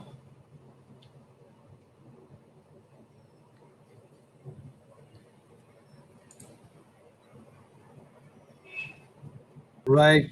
Thank you, Dr. Shivani. Thank you all for continuing to be with us. There are obviously more questions than we can get back to you at this time. But I encourage you to write in to us. I'm just going to take just 2 more minutes just to wrap up. I apologize, we've exceeded the time a little bit. Thank you all for being online in any case with us. Editage.com/insights is our resources page. So, if you still have questions or you'd like to just know more, I encourage you to go to that site. We have an FAQ section, there's email coaching and lots more that you can get from there. So this is not necessarily the end of our support to you. So, we'd love to continue to hear from you and to engage with you. Our online course is another training tool that we have, over 75 courses that are available. This is just a list of some of those courses. As you can see, there are 10 modules and over 75 courses arranged under these modules. Everything from, what is scientific communication to, all the way to peer review. The good news for all of you who are on this webinar is that you will be given free access to 2 of these courses. I believe one on how to write an effective abstract and one on how to write the introduction section. And all you need is an internet connection and a device, a computer or even a smartphone tablet that you can use to access these courses. There are other services, and I'll just maybe skip some of these slides and just to say that if you'd like to explore our full range of support services, then editage.com is the site that you can go at. Various services there. I believe certain discounts are running, insights for resources.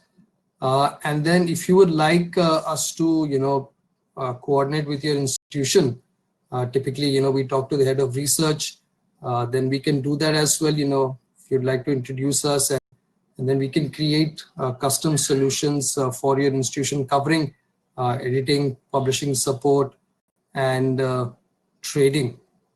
And my email address, my name is Daniel. My email address is here at the end. Feel free to write into me for institutional partnerships. And with that, I'll end. Those of you who are asking about the courses, we will enroll you and you will receive login details, in about a week, about a week's time from now. For those of you who've asked about the recording of these sessions, they will be made available to you, and we'll find a way to, bring that to you, as also the slides. At this time, I just want to thank Dr. Shivani Sharang again for giving us their time and their inputs, and it was certainly enjoyable to us. And I see a lot of positive feedback in the comments, so thank you all. That is certainly encouraging to us.